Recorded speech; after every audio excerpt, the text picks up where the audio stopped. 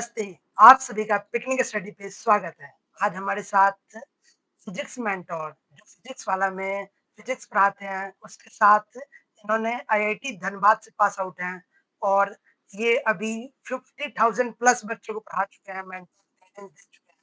हमारे साथ जो बच्चों को सिमुलेशंस के थ्रू, एनिमेशंस के थ्रू, 3D डायग्राम से फिजिक्स को कॉन्सेप्ट्स को ईज़ी बनाते हैं, हमारे साथ हैं हिमांशु गुप्ता सर। तो हिमांशु गुप्ता सर, सबसे पहले आपकी जर्नी कहाँ से स्टार्ट हुई, उसके बारे में हम जानना चाहेंगे। बहुत-बहुत धन्यवाद पीयूष, काफ़ी रिसर्च करके आए हैं मुझे लगता है।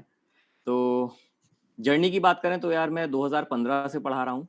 2015 में जब मैं कॉलेज से निकला था तो एक इंस्टीट्यूट था, वहाँ पर मैंने जॉइन किया था दिल्ली में, विज़डम करके एक इंस्टीट्यूट था, वहाँ से पढ़ाना शुरू किया। पढ़ाने का इंस्पिरेशन कहाँ से मिला तो उसका जो श्रेय है वो मेरे सर को जाता है। महेश कुर्मी सर वो पढ़ाते थे, वो उन्होंने जिस तरीके से हमको पढ़ाया, जिस तरीके से चीज़ें सिखाईं, जो बातें बताईं, वही चीज़ें हमने यहाँ पर भी अप्लाई करना शुरू किया। जब पढ़ाने लगे तो बच्चों को बहुत मज़ा आता था पढ़ने में। तो वहीं से मोटिवेशन मिलता गया और काफ़ी सारे बच्चे हैं, उनका प्यार मिलता रहा। तो धीमे-धीमे हम पढ़ाते गए। बस यही हमारी अब तक की जर्नी है। जब स्टार्टिंग की जर्नी थी, तो क्या सर आप एक स्कॉलर बच्चे थे? हाँ, कह सकते हैं कि मतलब स्कॉलर था। बट हाँ, काफ़ी जो श्रेय है वो बहुत ज़्यादा मेरे टीचर्स को जाता है। मुझे हमेशा ही बहुत ही अच्छे टीचर्स मिले हैं जिन्होंने मेरे ऊपर मेहनत करी है, जिन्होंने कभी मुझ पर क्विट नहीं किया। कभी-कभी ऐसा भी होता था कि मैं काम चोरी कर जाता था, तो मेरे सर मुझे डाँटते थे कि यार तुम इससे ज़्यादा कर सकते हो। They always inspire me to get better. तो हमेशा मुझे कुछ ना कुछ प्रेरित करते गए, मुझे कुछ ना कुछ मोटिवेट करते गए कि नहीं यार तू इससे और अच्छा कर सकता है, इससे और अच्छा कर सकता है। तो हमेशा वो आगे मुझे पुश करते गए और मैं आगे बढ़ता गया। जैसे अभी बच्चों को थोड़ा-मोड़ा जान मतलब जो नॉलेज है वो ज़्यादा पता है कि जेईई क्या होता है, नीट क्या होता है। 7th क्लास के बच्चों को भी लगभग 6th से क्लासेस चलती है। तो क्या उस टाइम जब सर आपने प्रिपरेशन की थी, तब इतना अवेयरनेस था जेईई नीट के बारे में? आपको कैसे पता चला? किस क्लास में पता चला? अवेयरनेस तो नहीं थी। देखो यार ईमानदारी से बोलूँ तो कोई अवेयरनेस नहीं थी।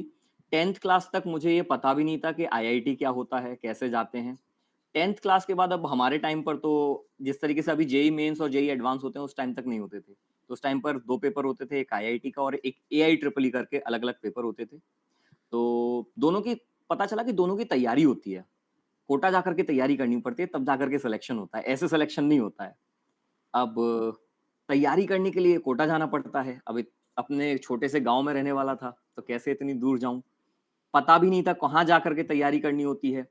और जब तक पता चला, तब तक जो बड़ी-बड़ी कोचिंग्स थे उनके सबके फॉर्म क्लोज़ हो चुके थे, सारी चीज़ें बंद हो चुकी थी।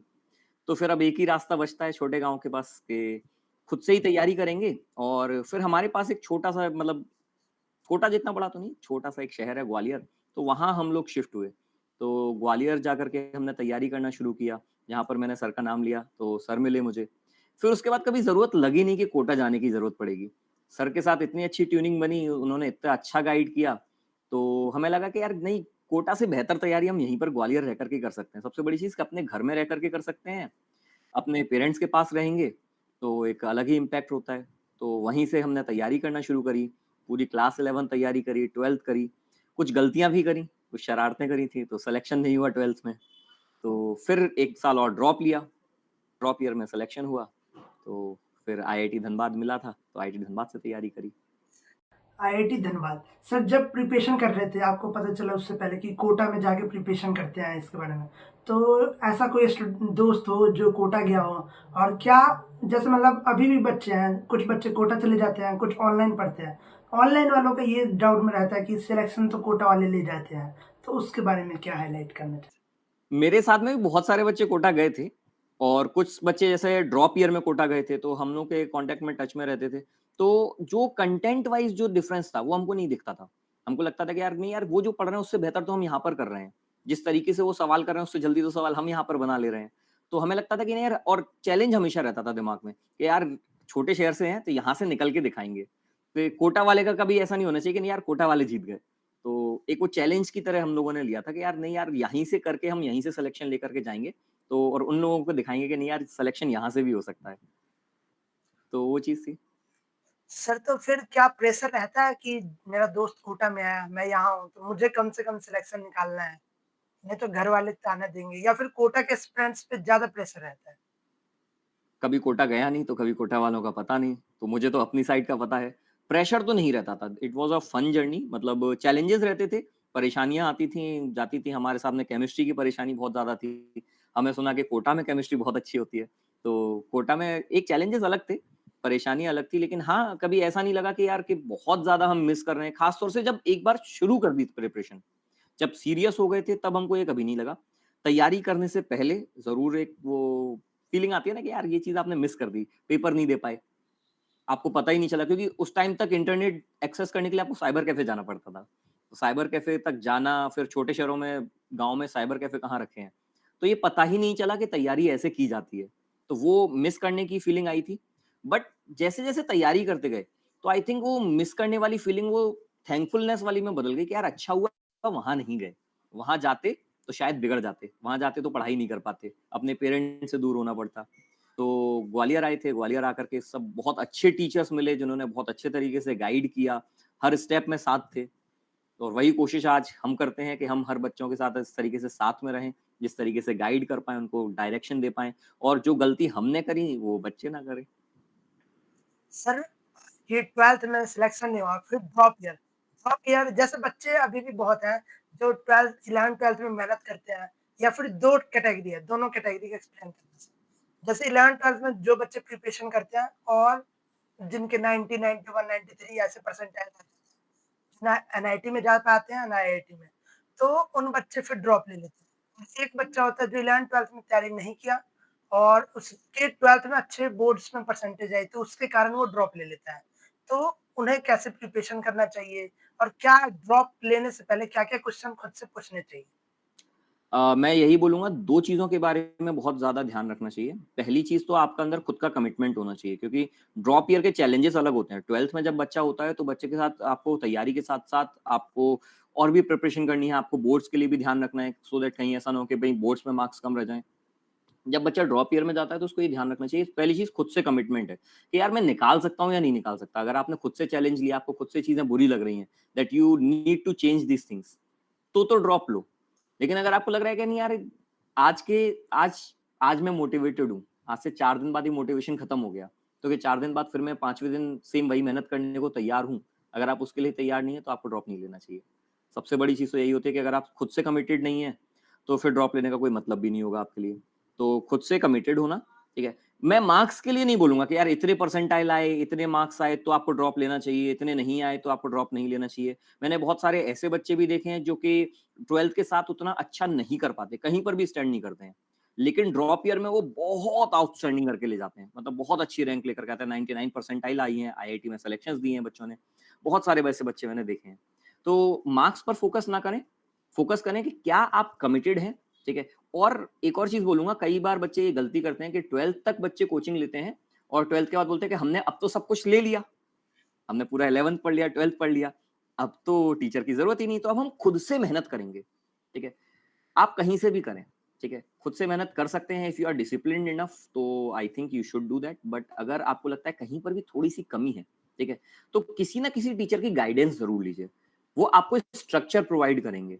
वो आपको ये बताएँगे यार यहाँ पर आज आपको ये चैप्टर करना है, आज आपको इसकी प्रैक्टिस करनी है। बहुत सारी चीज़ें 12th में अलग होती हैं और ड्रॉप ईयर में अलग हो जाती हैं। तैयारियों का तरीका बदल जाता है। हम किस तरीके से हम 12th में जब पढ़ाते हैं तो हम थ्योरी पर भी उतना ही फोकस करते हैं, प्रैक्टिस पर भी उतना ही करते हैं।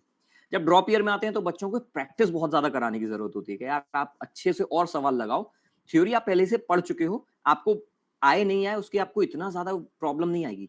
अगर हम उसको थ्योरी का थोड़ा-सा एप्लीकेशन बता देंगे और फिर उसकी प्रैक्टिस करवाएँगे तो बच्चा बहुत अच्छा करके ले जाता है। But at the end of day ये सारे का सारी चीज़ें बच्चे पर ज़्यादा डिपेंड करती हैं कि बच्चा कैसा परफॉर्म कर रहा है। सर, क्या ड्रॉप ईयर में सिलेक्शन लेना थोड़ा डिफिकल्ट होता है? जैसे बच्चों के माइंडसेट, बहुत बच्चों के ड्रॉपर के माइंडसेट ये रहता है, ये तो मैंने पहले पढ़ लिया है, तो वो स्किप करते जाते हैं। जैसे ऑनलाइन में ज़्यादा है कि स्किप करते ये वही प्रॉब्लम है जो बच्चे जहाँ से परेशान होते हैं। क्योंकि बच्चों के दिमाग में होता है अरे काइनेमेटिक्स तो मुझे बहुत अच्छे से आती है, यूनिट्स एंड डायमेंशंस तो बहुत अच्छे से आती है। तो होता क्या है कि आप जो टॉपिक्स स्किप करते जा रहे हो, ठीक है? उन्हीं से सवाल आ रहे हैं और आपने उनकी प्रैक्टिस ही नहीं करी। तो जब सवाल आया, तब वो सवाल आप पर बना नहीं। तो ड्रॉप ईयर में जो बच्चों को डिफिकल्टी फेस होती है वो इसीलिए क्योंकि वो बच्चे प्रॉपर गाइडेंस नहीं ले रहे हैं, कि आपको प्रॉपर स्ट्रक्चर फॉलो नहीं कर रहे हैं। ठीक है? भले ही आपको सवाल अच्छा आता है, आपको टॉपिक कोई चैप्टर अच्छा आता है, तो उसका मतलब ये नहीं कि आप उसकी प्रैक्टिस ना करें, ठीक है? प्रैक्टिस करने की आपको फिर भी ज़रूरत है। दूसरी चीज़, बच्चे प्रैक्टिस के लिए कोई रेफरेंस मटेरियल यूज़ नहीं करते, कोई टेस्ट सीरीज़ नहीं देते। मैं आपको एक चीज़ बताऊँ, मेरे मेरे जब ड्रॉप ईयर था, तो टेस्ट सीरीज़ का एक बहुत इंपॉर्टेंट रोल था। टेस्ट सीरीज़ ने मुझे स्ट्रक्चर प्रोवाइड किया था कि यार इस टाइम को ये टेस्ट होना है, तो मुझे यहाँ तक सिलेबस कंप्लीट करना है।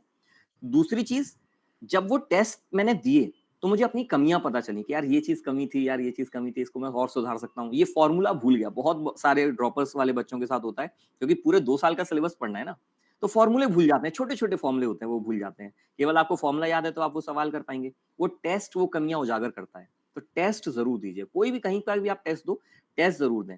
ये टेस्ट आपके आखिरी में बहुत ज़्यादा काम आने वाले हैं। मैं अक्सर क्लास में बच्चों को बोलता हूँ कि टेस्ट का ऐसा नहीं कि टेस्ट दिया और फेंक दिया कि रद्दी में चला गया, ठीक है? इन टेस्ट को संभाल के रखना। जब तुम्हारा लास्ट का 1 हफ्ता होगा, जो आईआईटी का 1 हफ्ता होगा, तो उन टेस्ट से आप रिवाइज़ करो। उन टेस्ट में देखो आपने क्या गलतियाँ करी थी, कौन से सवाल थे जो आपने टेस्ट में गलत बनाए थे। जब आप उन टेस्ट से रिवाइज़ करोगे, तो आप कम टाइम में सिर्फ़ उन टॉपिक्स को रिवाइज़ करोगे जो एग्ज़ामिनेशन पॉइंट ऑफ व्यू से इम्पोर्टेंट है। सर जो बच्चे 11th-12th में रहते हैं मोस्टली का जिनका सिलेक्शन नहीं हो पाता है, क्या उनका सबसे इम्पोर्टेंट आपको क्या लगता है कि किस कारण सिलेक्शन नहीं हो पाता है? मेनली टेस्ट सीरीज़ की टेस्ट नहीं देते हैं या फिर कोई और कारण?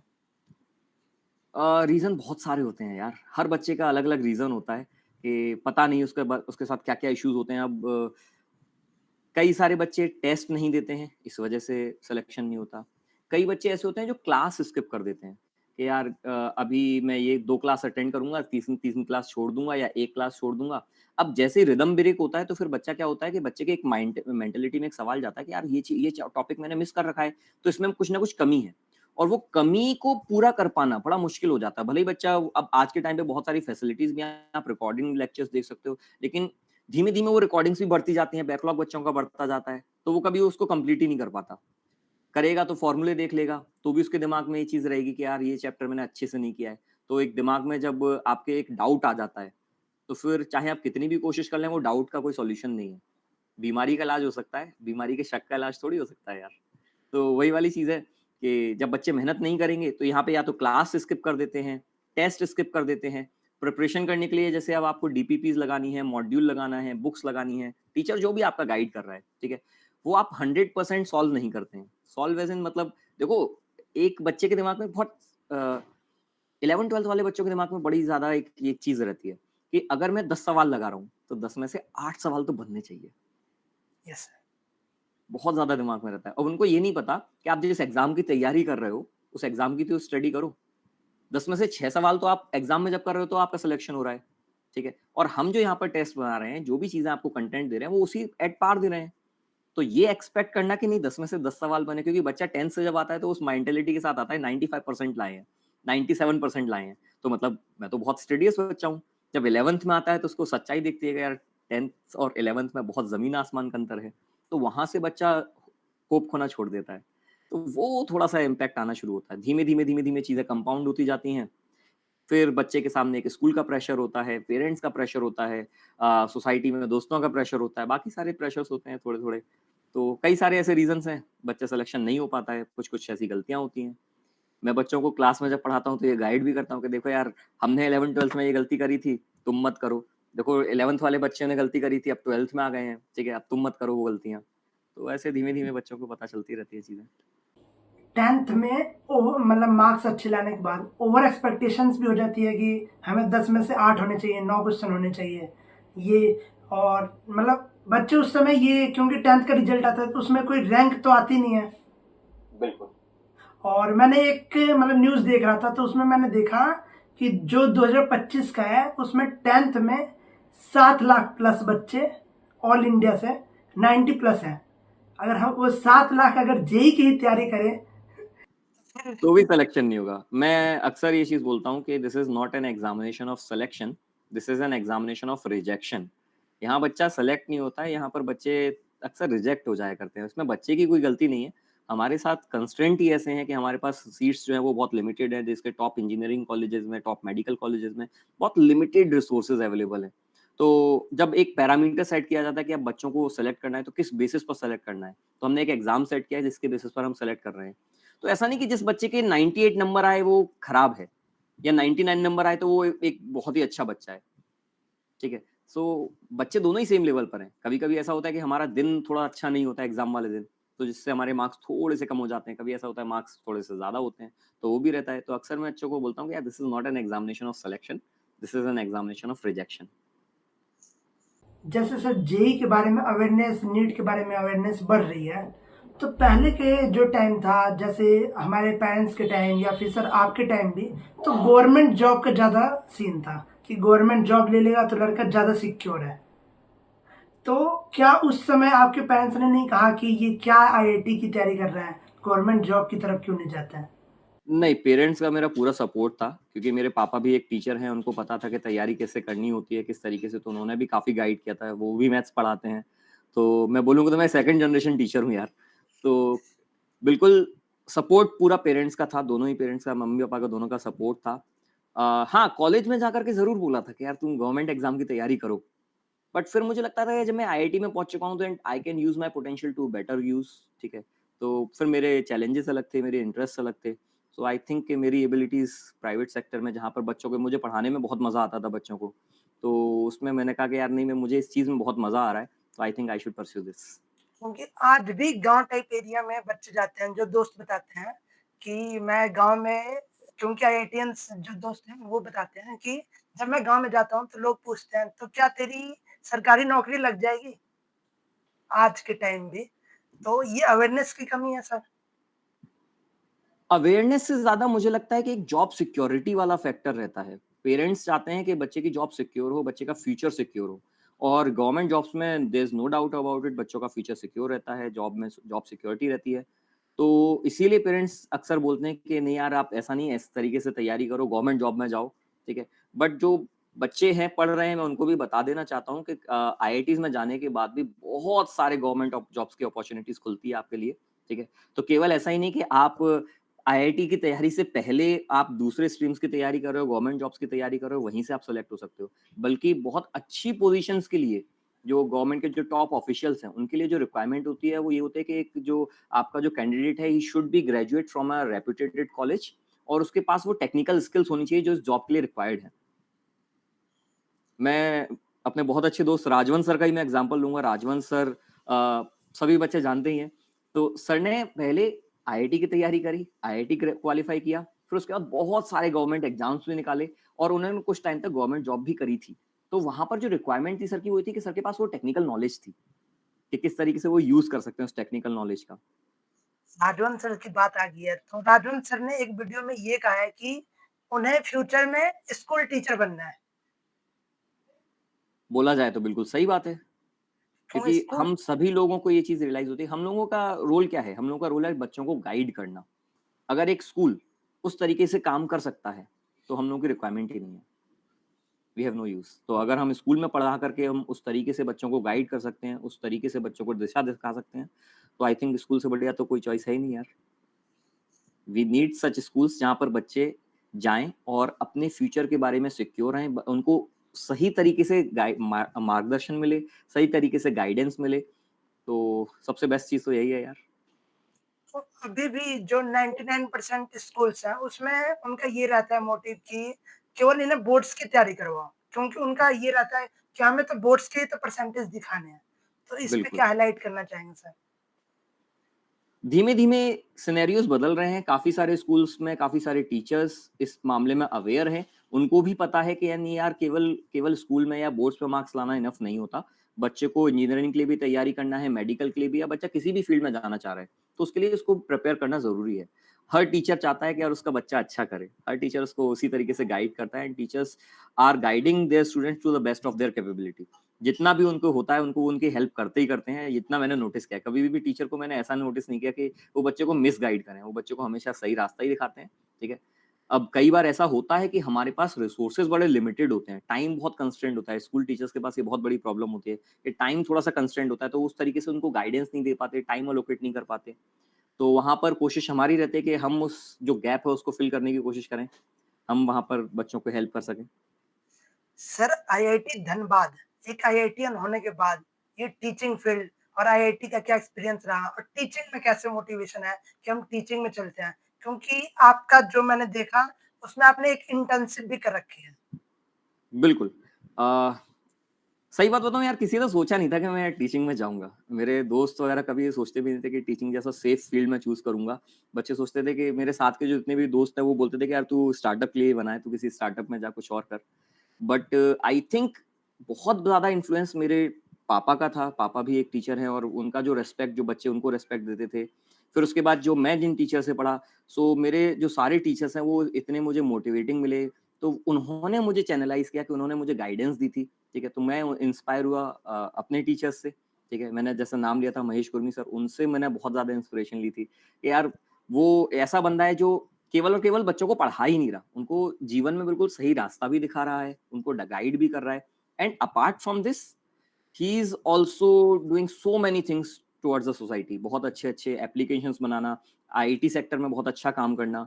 सो Keval he is not teaching out of compulsion, he is teaching because he loves to teach.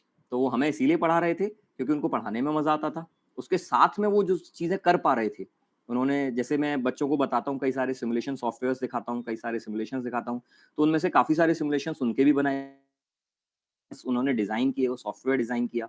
तो वो टेक्निकल कैपेबिलिटी होना कि किस तरीके से डिज़ाइन करना है, तो आई थिंक वो एक टीचर ही कर सकता है कि क्योंकि टीचर को पता होता है कि बच्चे को किस चीज़ की ज़रूरत है और साथ में वो टेक्निकल नॉलेज जब मिलती है, तो वो जो मिक्सचर होता है वो बहुत ही अच्छा होता है और बच्चों के लिए बहुत हेल्पफुल होता है। सर टीचिंग फील्ड में आने के बाद एक बहुत सारे टीचर जो नॉर्मल पढ़ाते हैं, तो कहाँ से इंस्पिरेशन भी आई और कहाँ से मतलब ये आया कि हम अगर सिमुलेशन, एनिमेशन का यूज़ करेंगे, तो बच्चों का कंसंट्रेशन की लेवल अप होगी। ये कहाँ से पता चला और ये कब से स्टार्ट करना यूज़ किया? यार मैंने ये शुरू किया था 2016 से। 2016 से थोड़ा-थोड़ा हमने क्लास में इंट्रोड्यूस करना शुरू किया, थोड़ा-सा चैलेंजेस भी आए, लेकिन जो हमने चीज़ नोटिस करी वो बच्चों का एंगेजमेंट बहुत बढ़ गया। एक ऑर्डिनरी क्लास में जब मैं पढ़ा रहा था बिना किसी मैं पेन बोर्ड पे पढ़ा रहा था, तो बच्चे ठीक है, बच्चे पढ़ रहे थे, बच्चे एन्जॉय कर रहे थे, लेकिन जैसे ही मैंने सिमुलेशंस इंट्रोड्यूस किए क्लास में, तो बच्चों का इंटरेक्शन बढ़ गया। बच्चों को लगा यार ये आज कुछ नया हो रहा है, आज कुछ मज़ा आ रहा है। साथ में बच्चों की क्यूरियोसिटी बढ़ गई। आज भी मेरे पास कई सारे बच्चों के मैसेजेस आते हैं, सर आपके एक सिमुलेशंस हम बहुत मिस कर रहे हैं, आपके सिमुलेशंस हमें याद हैं। वो एनिमेशन सर हमको याद हैं कि आप किस तरीके से क्लास में यूज़ करते थे। तो वहाँ से बहुत ज़्यादा एक मुझे मोटिवेशन मिला कि नहीं यार ये चीज़ बच्चों के लिए हेल्पफुल है। तो बच्चे इससे बहुत ज़्यादा चीज़ें, क्योंकि कई बार ऐसा होता है कि बोर्ड्स की एक लिमिटेशन होती है। हम 3D में सिर्फ़ उतना ही समझा सकते हैं जितना हम अच्छा बेहतरीन ड्रॉ कर सकते हैं। लेकिन कई बार ऐसा होता है कि एक छोटा-सा एनिमेशन 1000 इमेजेस का काम करता है। कहते हैं ना कि an image is equivalent to 1000 words, a video is equivalent to 1000 images। तो वो एक इमेज 1000 फोटो बना करके जो चीज मैं एक्सप्लेन नहीं कर सकता हूँ वो एक वीडियो एक्सप्लेन कर देती है। सर तो जैसे एनिमेशंस होती है, क्या इससे या सिमुलेशन होगी, इससे रिकॉलिंग स्पीड मतलब बढ़ता है बच्चों का कि मतलब पेपर में भी रिकॉल रहता है कि हाँ, सर ने एनिमेशन ड्रास्टिकली इम्प्रूव होता है, मतलब बहुत ज्यादा इम्प्रूवमेंट मैंने बच्चों में देखा है। ऐसे बच्चे जो कि उतना अच्छा नहीं कर पा रहे थे, लेकिन अगर मैं उसको सिमुलेशन दिखा रहा हूँ तो उसको कॉन्सेप्ट की ग्रास्पिंग बहुत अच्छी हो रही है, एग्जाम में परफॉर्मेंस में इम्प्रूवमेंट आ रहा है। और मैं एक स्टैट आपके साथ शेयर करना चाहूँगा। अगर मैं कह रहा हूँ कि पहले मैं 10 बच्चे पढ़ा रहा था, 10 में से मेरे 6 बच्चे सेलेक्ट हो रहे थे, वो 6 बच्चे अब 8 बच्चे सेलेक्ट हो। तो ये बहुत सिग्निफिकेंट डिफरेंस आता है in terms of results as well. Sir तो जब आईआईटी जेईई प्रिपरेशन स्टार्ट की तो उसमें क्या चैलेंजेस थे आपके टाइम और अभी जैसे अभी भी बहुत चैलेंजेस हैं तो आपके टाइम सबसे पहले चैलेंजेस क्या थे? सबसे पहले चैलेंजेस तो कोचिंग का टाइम और स्कूल का टाइम बैलेंस करना, बहुत ज़्यादा प्रॉब्लम आती थी उसमें।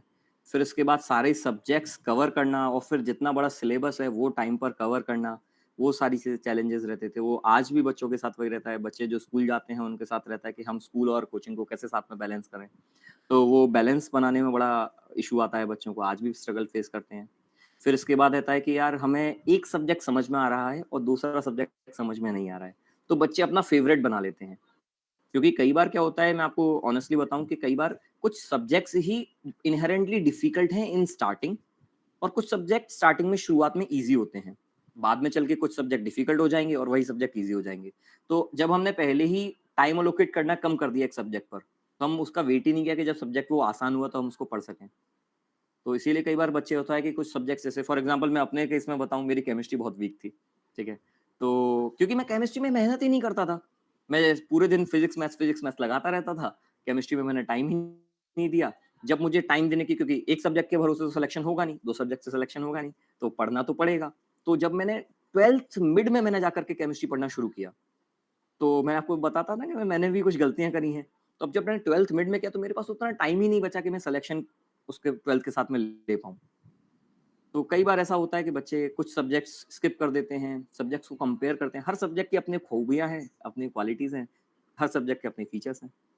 मेरी भी आईआईटी जेईई की प्रिपरेशन में या फिर मेरे दोस्तों के भी मैंने मेन चीज़ ये देखा है बच्चों में भी कि जैसे 3 सब्जेक्ट है पीसीएम, तो जब हम पढ़ते हैं ना तो 2 में अच्छे नंबर आने लगते हैं। फिर हम तीसरे पे काम करेंगे तो वो 2 में कम आने लगते हैं।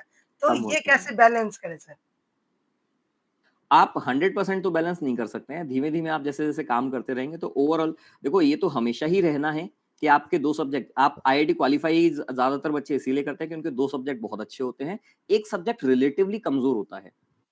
मैं बस चाहता हूँ कि बच्चे का जो तीसरा सब्जेक्ट है, वो इतना कमज़ोर ना हो कि वो इंडिविजुअल कट ऑफ भी ना निकाल पाए। वो इतना हो कि वो एक डिसेंट स्कोर लेकर के आए, क्योंकि ओवरऑल मार्क्स तो उसके इम्प्रूव हो ही रहे ना। तो इस चीज़ से हम हो पाता है। तो मेन बच्चों का ये रहता है कि जैसे केमिस्ट्री में है कि कम पढ़ने से ज़्यादा नंबर आ जाते हैं। वही वो एक्सपेक्ट करते हैं मेनली मैथ्स में, क्योंकि मैथ्स में ज़्यादा कम नंबर आते हैं। तो वो कैसे ओवर एक्सपेक्टेशंस को कैसे मैनेज करें? आई थिंक यहाँ पर टीचर्स का बहुत बड़ा रोल आ जाता है कि टीचर्स किस तरीके से गाइड कर रहे हैं, ठीक है? बच्चों की एक्सपेक्टेशंस मैनेज करना, उसको एक्सपेक्टेशंस को सही रखना कि सारे सब्जेक्ट्स बराबर नहीं है, तो ये क्यों एक्सपेक्ट कर रहे हो कि सारे सब्जेक्ट्स में मार्क्स भी एक जैसे आने चाहिए। और हर बच्चे की इंडिविजुअल स्ट्रेंथ होती है। कुछ बच्चे मैं ऐसे भी जानता हूँ जिनका मैथ्स में बहुत अच्छे मार्क्स आते थे, लेकिन उनका केमिस्ट्री नहीं आता था। कुछ बच्चे फिजिक्स बहुत अच्छा लेकर के आते थे, मैथ्स केमिस्ट्री नहीं आ पाते थे उतना।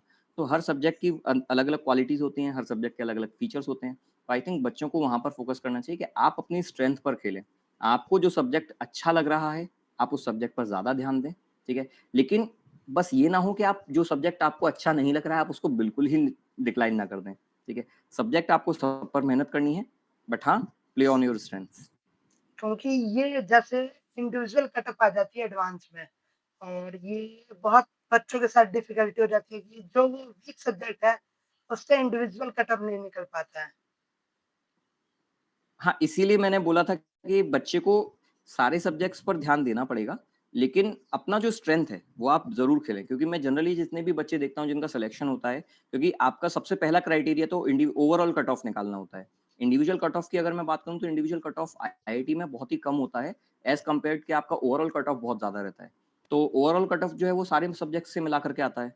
तो आई थिंक सबसे पहले जो आपको फोकस करना चाहिए that is on your overall cut off, और एक बार ओवरऑल कट ऑफ निकल जाए, तो आप इतना सँभाल लें कि आपका इंडिविजुअल कट ऑफ निकल जाए सारे सब्जेक्ट्स का। तो बिल्कुल ये ना हो कि आप कोई भी सब्जेक्ट 0 पर ना हो। 0 से अगर आप थोड़ा-सा भी ऊपर होंगे तो I think individual cut off भी बच्चों का बहुत ईज़िली निकल जाता है। सर, सबसे पहले आपने क्लास एजुकेशनल सर्विसेज़ में भी पढ़ाया, शिखर क्लासेस में भी पढ़ाया, तो ये दोनों जी। क्लासेस था उसके बाद आप ऑनलाइन में भी शिफ्ट हुए पीडब्ल्यू में।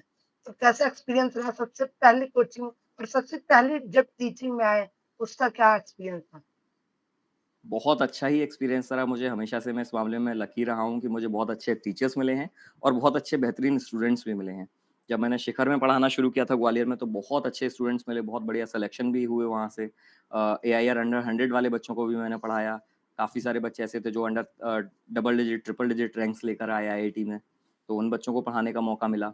फिर इसके बाद जब मैं इधर आकाश में पढ़ाना शुरू किया, तो मैंने मेडिकल पढ़ाना शुरू किया था। तो पहले ही साल 30 बच्चे के लगभग मैंने, जो बच्चे जो मेरे पढ़ाए हुए थे, उन्होंने मेडिकल कॉलेजेस में सिलेक्शन लिया। काफ़ी बच्चों के अभी भी मैसेज आते हैं कि सर हम दिल्ली में पढ़ रहे हैं, हम इस कॉलेज में पढ़ रहे हैं। तो बहुत अच्छा ही एक्सपीरियंस रहा है मेरा। फिर वहाँ से पढ़ना शुरू किया, फिर वहाँ से हम फिज़िक्स वाला में आए। फिज़िक्स वाला में इसीलिए आए क्योंकि बच्चों को जो मौका मिलना चाहिए, क्योंकि आपको अपॉर्च्युनिटी हर बच्चे को मिलनी चाहिए, और अलग सर वो काम कर रहे थे कि अलग सर जो हर बच्चे को वो मौका मिले, कम से कम quality education at an affordable cost, जैसा कि सर हमेशा बोलते आ रहे हैं। तो उस सेक्टर में, उस रिगार्डिंग सर ने बहुत बेहतरीन काम कर रहे थे, तो हम भी इस मुहिम में सर के साथ जुड़े। अलग सर की बात आ ही गई है, तो जब अलग सर बहुत पहले से यूट्यूब चैनल, उसके बाद इन्होंने सर ने वहाँ से शिफ्ट होके पीडब्ल्यू ऐप बना, फिर पाठशाला बनी, विद्यापीठ बना, अब बहुत सारे डिफेंस वाला आ गया है, गवर्नमेंट वाला आ गया है, बहुत चीज़ आ गया है। तो सबसे पहले आपने अलग सर को कब जाना कि हाँ कोई एक टीचर है जो यूट्यूब पे पढ़ाता है? सबसे पहले मेरी अलग सर से मतलब ऑन स्क्रीन मुलाकात तो यही हुई थी जब मैं आकाश में पढ़ा रहा था, तो मैंने देखा कि अलग सर यूट्यूब पर पढ़ा रहे हैं बच्चों को और बच्चे काफ़ी अच्छा पसंद भी कर रहे हैं सर को। हमने भी सर के 2-4 वीडियोज़ देखे थे, उनमें रेफ़र किया सर का जो पढ़ाने का स्टाइल है, जिस तरीके से सर बच्चों को एक्सप्लेन करते हैं, तो हमने भी देखा था। फिर जब यहाँ पर हम पीडब्ल्यू में आए तो वहाँ पर हमने शुरुआत में सर से मुलाकात हुई, सर जिस तरीके से बैचेज़ ले रहे थे, जिस तरीके से, तो बहुत सारे चीज़ें सीखी सर से। और हमेशा सर का एक ही मोटिव रहता था, सर हम बच्चों के लिए कैसा इम्प्रूव कर सकते हैं। चाहे अलग सर हों, चाहे प्रतीक सर हों, चाहे रोहित सर हों, चाहे संयम सर हों, कोई भी टीचर जो भी है, हर टीचर का जो एक गोल, मैंने पीडब्ल्यू में सबसे बेहतरीन बात यही देखी है, हम लोगों का सबका एक ही गोल रहता है, how can we make students study better and better. बच्चों का एक्सपीरियंस बहुत अच्छा होना चाहिए, बच्चों के साथ कभी भी ऐसा ना होना चाहिए कि यार बच्चों को मौका नहीं मिला। तो हम किस तरीके से अपने आप को लेवल अप करते जाएँ कि यार बच्चे को हर वो चीज़ मिले, कि बच्चे को ये फ़ील ना हो कि यार हम कोटा नहीं गए इसीलिए हमारा सिलेक्शन नहीं हुआ, ठीक है? तो बच्चे के साथ ये होना चाहिए कि यार हम कोटा भी नहीं गए तो क्या हुआ? कोटा हमारे पास आ गया है। हमारे पास वो टीचर्स आए हैं जो कोटा में पढ़ाते आ रहे हैं, ठीक है? वो टीचर्स हैं जो दिल्ली में सालों से पढ़ाते आ रहे हैं, जिन्होंने वाक़ई में सिलेक्शंस दिए हैं, जिनके बच्चे एआईआर रैंक 1, 2, 3 या double digit, triple digit ranks लेकर आ रहे हैं। तो वो टीचर्स जब आपको पढ़ा रहे हैं, तो उनको ये भी पता है कि बच्चे कहाँ पर गलतियाँ करते हैं, बच्चों को किस तरीके से हेल्प करना चाहिए। तो सर का हमेशा से यही मोटिव रहा था।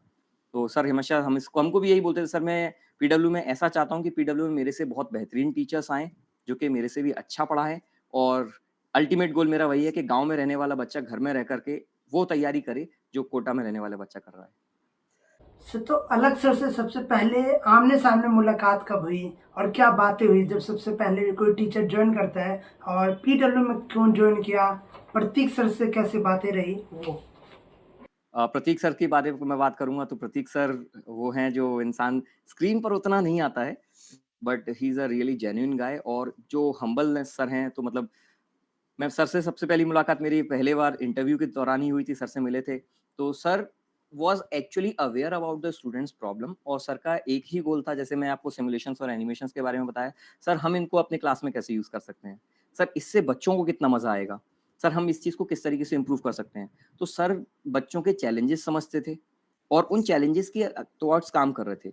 मुझे अलग सर का अभी भी स्टूडेंट मुझे याद है कि जब हम ऐसे ही एक सिमुलेशन सॉफ्टवेयर के बारे में बात कर रहे थे, और हम लोग बात कर रहे थे कि सर इसमें और एनिमेशंस होने चाहिए, सर इसमें हम इसको और एनहांस कर सकते हैं, बच्चों के लिए और इस तरीके से हम चीज़ें एनहांस कर सकते हैं। सर का यही कॉस्ट था, सर आप आगे बढ़िए, ठीक है? हम आपके साथ हैं।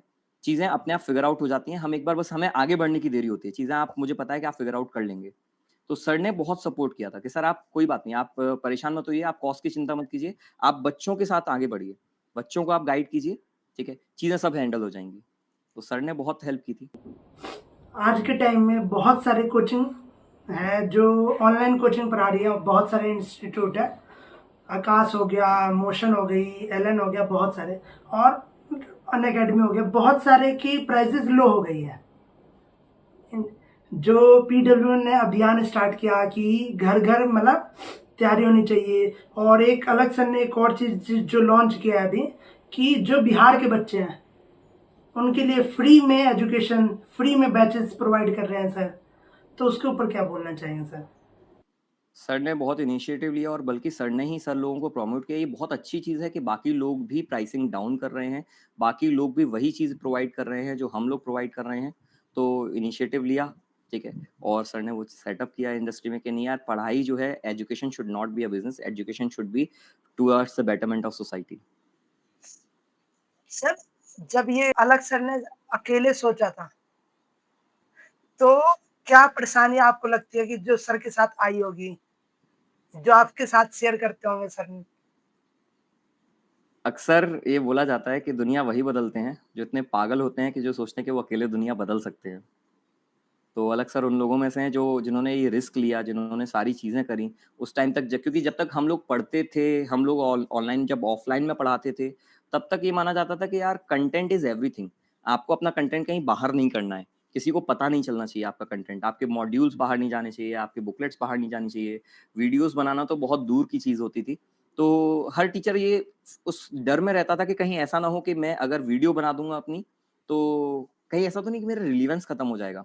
अलग सर ने वो बैरियर ही तोड़ दिया। उन्होंने कहा कि नहीं यार, बच्चों के लिए पढ़ाई सबसे पहले होनी चाहिए, पढ़ाई फ्री होनी चाहिए, और अगर मैं दे सकता हूँ, तो सारी चीज़ें मैं फ्री दूँगा। तो अलग सर ने वो बैरियर्स तोड़ा और I think this was a commendable thing, यार इतना हिम्मत करना, इतना गट्स दिखाना, ठीक है। तो अलग sir was a Pioneer of this thing. अलग सर ने जब स्टार्टिंग में प्रिपरेशन, तो सर सबसे पहले अगर किसी टीचर को पीडब्ल्यू जॉइन करना है तो क्या स्टेप्स होते हैं? कौन इंटरव्यू लेता है? क्या प्रतीक सर इंटरव्यू लेते हैं या अलग सर से खुद मिलना पड़ता है? मल्टीपल स्टेप्स होते हैं, प्रतीक सर भी इंटरव्यू लेते हैं, अलग सर भी मिलते हैं, उसके पहले भी बहुत सारे टीचर्स हैं, संयम सर से मिलते हैं, बहुत सारे लोग ऐसे हैं जो कि इस प्रोसेस में रहते हैं।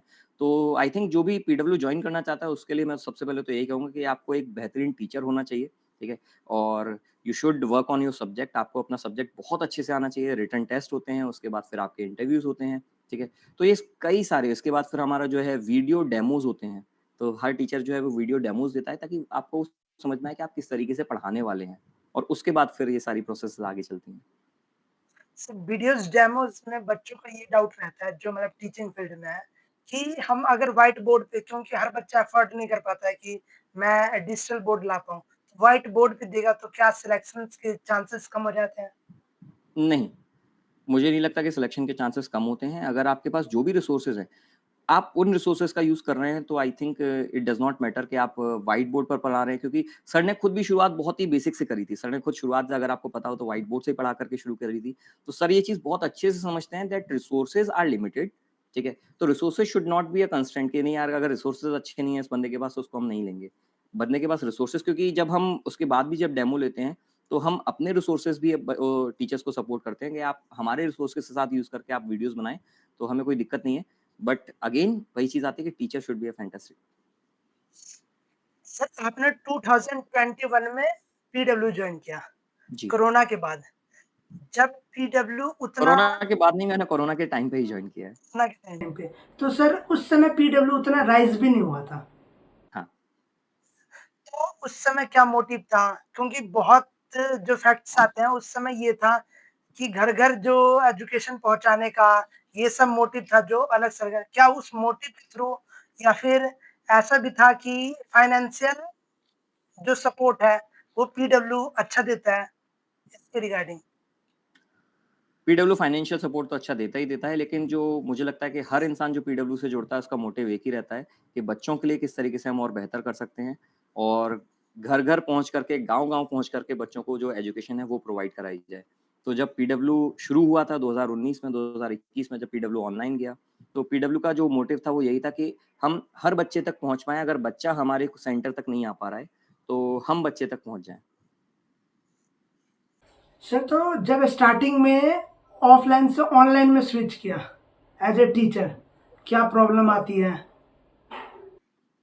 थोड़ा-सा नया एक्सपीरियंस था, बच्चों के साथ जो चीज़ मिस होती है वो है बच्चों का एक्सपीरियंस। बच्चे हमारे सामने पढ़ते थे उससे पहले, तो हमें बच्चों के एक्सपीरियंस, बच्चों के फेस के एक्सप्रेशंस देख कर के समझ में आता था कि यार इसको यहाँ पर प्रॉब्लम आ रही है, इसकी ये प्रॉब्लम दूर करनी चाहिए। तो बच्चों से मिलने का मौका मिलता था। जब हम ऑनलाइन आए तो बच्चों से मुलाकात का मौका थोड़ा-सा कम हो गया, तो बच्चे हमको कमेंट्स में, चैट्स में उस तरीके से गाइड करते थे कि सर ये चीज़ समझ में नहीं आई ये चीज़, तो हम भी उस चीज़ को उस तरीके से मॉडिफाई करते जाते थे, और धीमे-धीमे मुझे लगता है हर टीचर जैसे-जैसे पढ़ाता जाता है, बेहतर ही होता जाता है। We all are subject of students.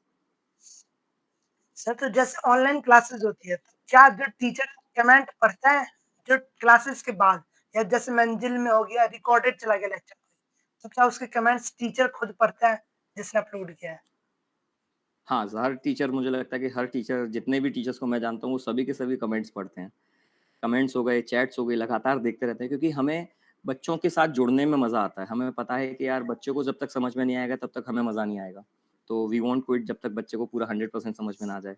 तो हम हमेशा टीचर्स वो जो कमेंट्स हैं वो पढ़ते हैं, साथ में जब चैट लाइव क्लासेस होते हैं तो जो चैट चल रही होती है वो पढ़ते हैं। कई बार ऐसा भी होता है कि हम रिकॉर्डेड क्लासेस में कभी-कभी कुछ कैलकुलेशन मिस्टेक्स कर देते हैं, बच्चे पॉइंट आउट करते हैं। तो हम अगली क्लास में वो कैलकुलेशंस भी सही कराते हैं कि अच्छा बच्चों ने ये पॉइंट आउट करा है कि ये यहाँ पे एक कैलकुलेशन मिस्टेक हो गई है, तो उसको करेक्ट भी करना चाहिए। तो बच्चे हमें बहुत कुछ सिखाते हैं। सर एज अ जैसे पीडब्ल्यू अब विद्यापीठ भी आ गया है, ऑनलाइन भी ऑफलाइन भी, तो ऐसा नहीं होता कि टीचर का मन करता है कि हम विद्यापीठ में पढ़ाएं, बच्चों का इंटरेक्शन ले पाएं, या फिर ऐसा है कि जो ऑनलाइन टीचर हैं, जो बच्चों के मन में भी यही चलता है कि जो ऑनलाइन टीचर है उन्हें फाइनेंशियल सपोर्ट ज़्यादा मिलता है? नहीं, ऐसा नहीं है। बट हाँ, जो टीचर्स ऑनलाइन पढ़ाते हैं, मन तो हमारा भी करता है कि बच्चों को ऑफलाइन में जा करके पढ़ाएं, क्योंकि बच्चों से मिलने का मौका मिल पाता है। बट कई बार ऐसा होता है कि कुछ कंस्ट्रेंट्स हो जाते हैं कि जिसकी वजह से हम बहुत ज़्यादा बच्चों से नहीं मिल पाते हैं। बट हाँ, हर चैनल के, हर वर्टिकल के कुछ ना कुछ प्लस प्रोज एंड कॉन्स हैं, वो हमेशा रहेगा। सर जैसे आपने अर्जुना की बैचेस लिए हैं, लक्ष्य के बैचेस लिए हैं, साथ में आपने फाइटर बैच लिया है, मंजिल बैच।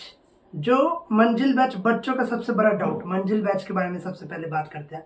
इतना लंबी सीरीज है, आपने थर्मल प्रॉपर्टीज में 11 घंटे के लेक्चर्स हैं आपके, यूनिट एंड डायमेंशन में 6 7 घंटे के लेक्चर्स हैं। तो ये कैसे मैनेज हो पाता है टीचर के लिए? क्योंकि टीचर को एक खड़े होके पढ़ाना है, और एक पूरा कॉन्सेप्ट ये भी नहीं है कि कुछ ऐसा है कि गलती भी हो सकती है, एज ए ह्यूमन बीइंग वो भी देखना है, और इतने सारे बच्चे देख रहे हैं। बच्चों का प्यार बहुत ज्यादा जरूरी होता है। जब बच्चे लगातार सपोर्ट करते हैं, बच्चे जवाब देते हैं, तो टीचर के लिए पढ़ाना बहुत आसान हो जाता है। सबसे ज्यादा इसमें रोल जो आता है वो बच्चों का आता है। जिस तरीके से बच्चे बिहेव करते हैं, बच्चे बहुत ज्यादा सपोर्ट करते हैं, तो टीचर को एक एनकरेजमेंट मिलता है, मोटिवेशन मिलता है कि यार हम इससे और बेहतर कर सकते हैं, हम और पढ़ा सकते हैं, तो टीचर और ज्यादा डिलीवर करते हैं। क्योंकि जो मंजिल सीरीज होती है सर, उसमें स्पैमर्स का इंक्रीजमेंट हो जाता है।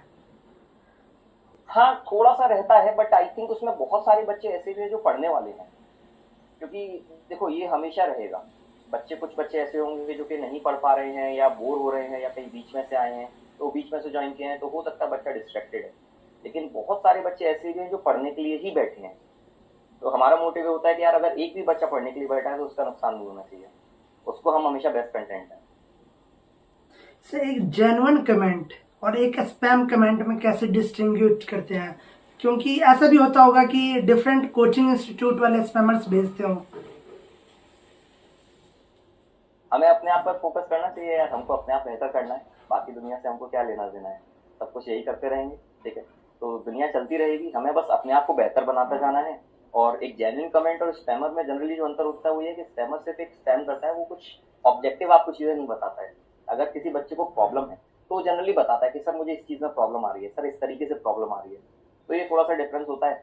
बाकी हम लोग आई थिंक टीचर्स इतने पढ़ाते पढ़ाते समझदार हो जाते हैं, इतना सब कुछ समझ में आने लगता है उनको, यार बच्चे को पता चल जाता है, बच्चे के इमोशंस हम लोगों को समझ में आ जाते हैं। तो हम भले ही स्क्रीन के साइड रहते हैं, लेकिन हमें स्क्रीन के साइड वाले बच्चों के इमोशंस समझ में आते हैं। सर तो आपने बीटेक किया आईआईटी धनबाद से, उसके बाद एमबीए किया आईआईटी धनबाद से, तो बीटेक करने के बाद मोस्टली बच्चे एमटेक की तरफ जाते हैं, एमबीए की तरफ क्यों गए सर? एक्चुअली मेरा जो प्लान था, जो एक्चुअली डुअल डिग्री प्रोग्राम था, डुअल डिग्री में मेरे पास बीटेक प्लस एमबीए था। तो ये 5 साल का प्रोग्राम था जिसमें बीटेक भी था और एक एमबीए था। एमबीए का पर्पज ये था कि जनरल एक बच्चा जब केवल बीटेक करता है या एमटेक करता है, उसके पास मैनेजरल स्किल्स नहीं होती हैं अपने आप को हैंडल करने के लिए, अपने आप को पोजीशन करने के लिए। तो वो हमें कॉलेज ने उस चीज के लिए प्रिपेयर किया है थ्रू एमबीए।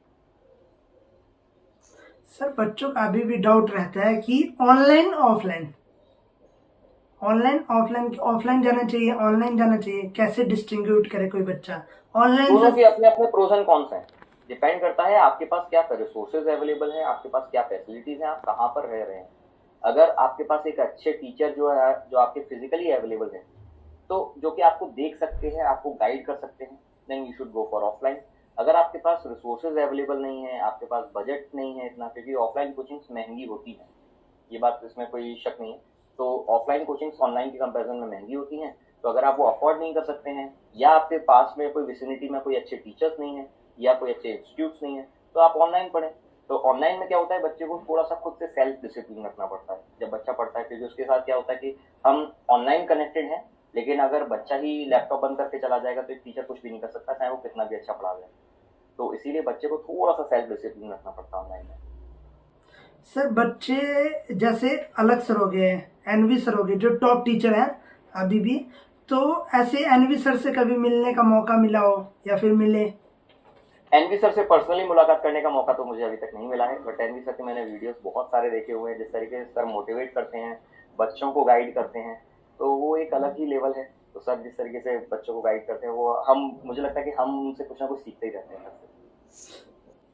जैसे आपने सर बात की राजवंत सर के बारे में, सलीम सर के बारे में, तो आपको क्या लगता है कैसे मतलब फ्रेंडशिप है आपकी उनके साथ, कैसे रिलेशनशिप है? बच्चों का डाउट था कि राजवंत सर के साथ कैसे रिलेशनशिप है, ये सचिन सर के साथ कैसे हैं, जो आपके साथ बैचेस में पढ़ा चुके हैं सचिन सर? सभी के साथ बहुत अच्छे रिलेशंस हैं, सभी सर बहुत ही सपोर्ट भी करते हैं और सभी लोग मतलब एक तरीके से एक फैमिली की तरह ही रहते हैं हम लोग। तो बहुत ही अच्छे रिलेशन है। राजवंत सर तो मतलब फिर मेरे कॉलेज मेट भी रहे हैं, हमारे हम साथ में रहे भी हैं, मतलब रूममेट भी रहे हैं।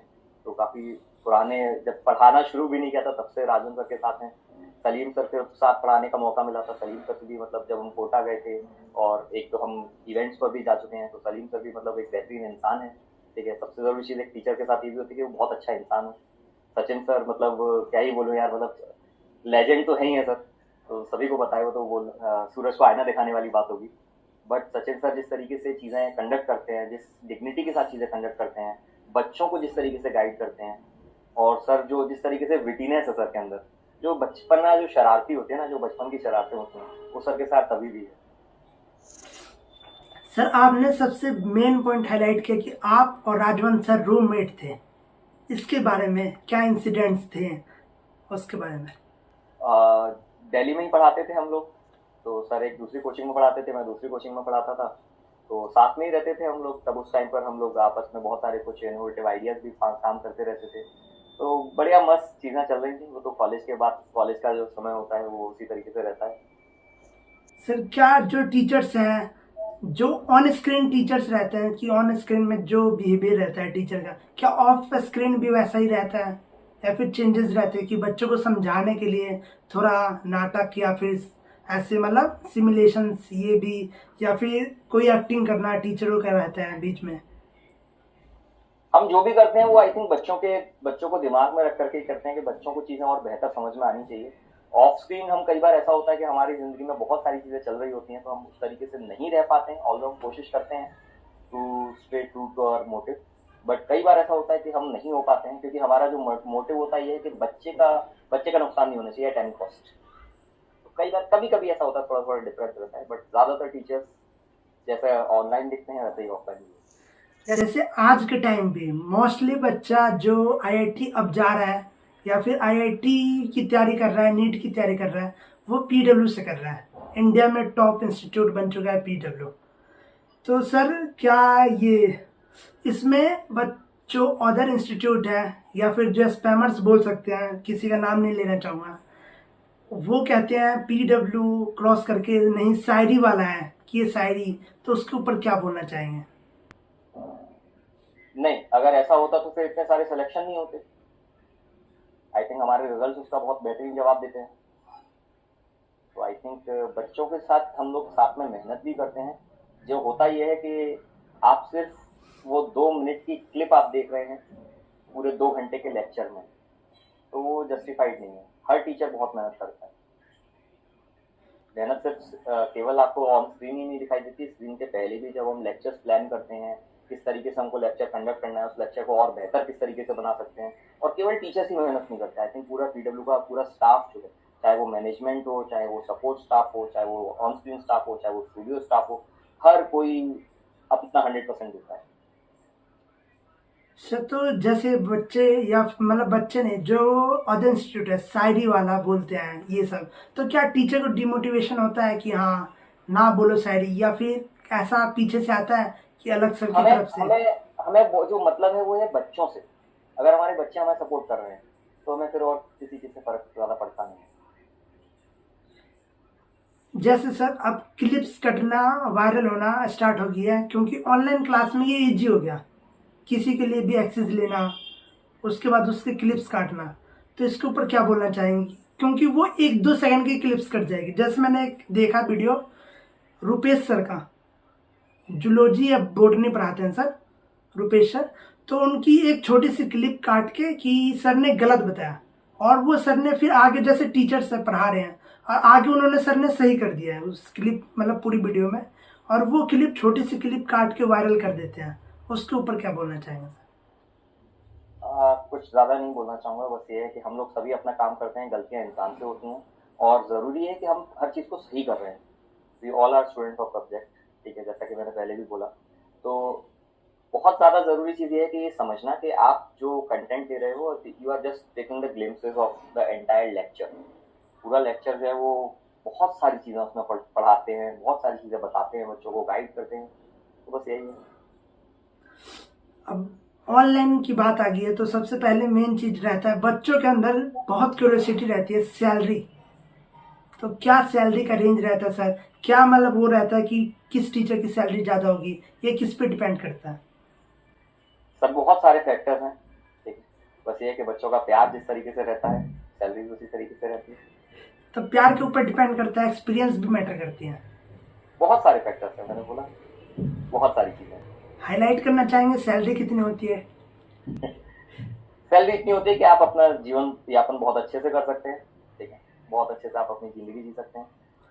सर आपको लगता है कि जब ऑनलाइन आया टीचिंग फील्ड तो इससे क्या टीचर की एक फाइनेंशियल ग्रोथ ज़्यादा हुआ?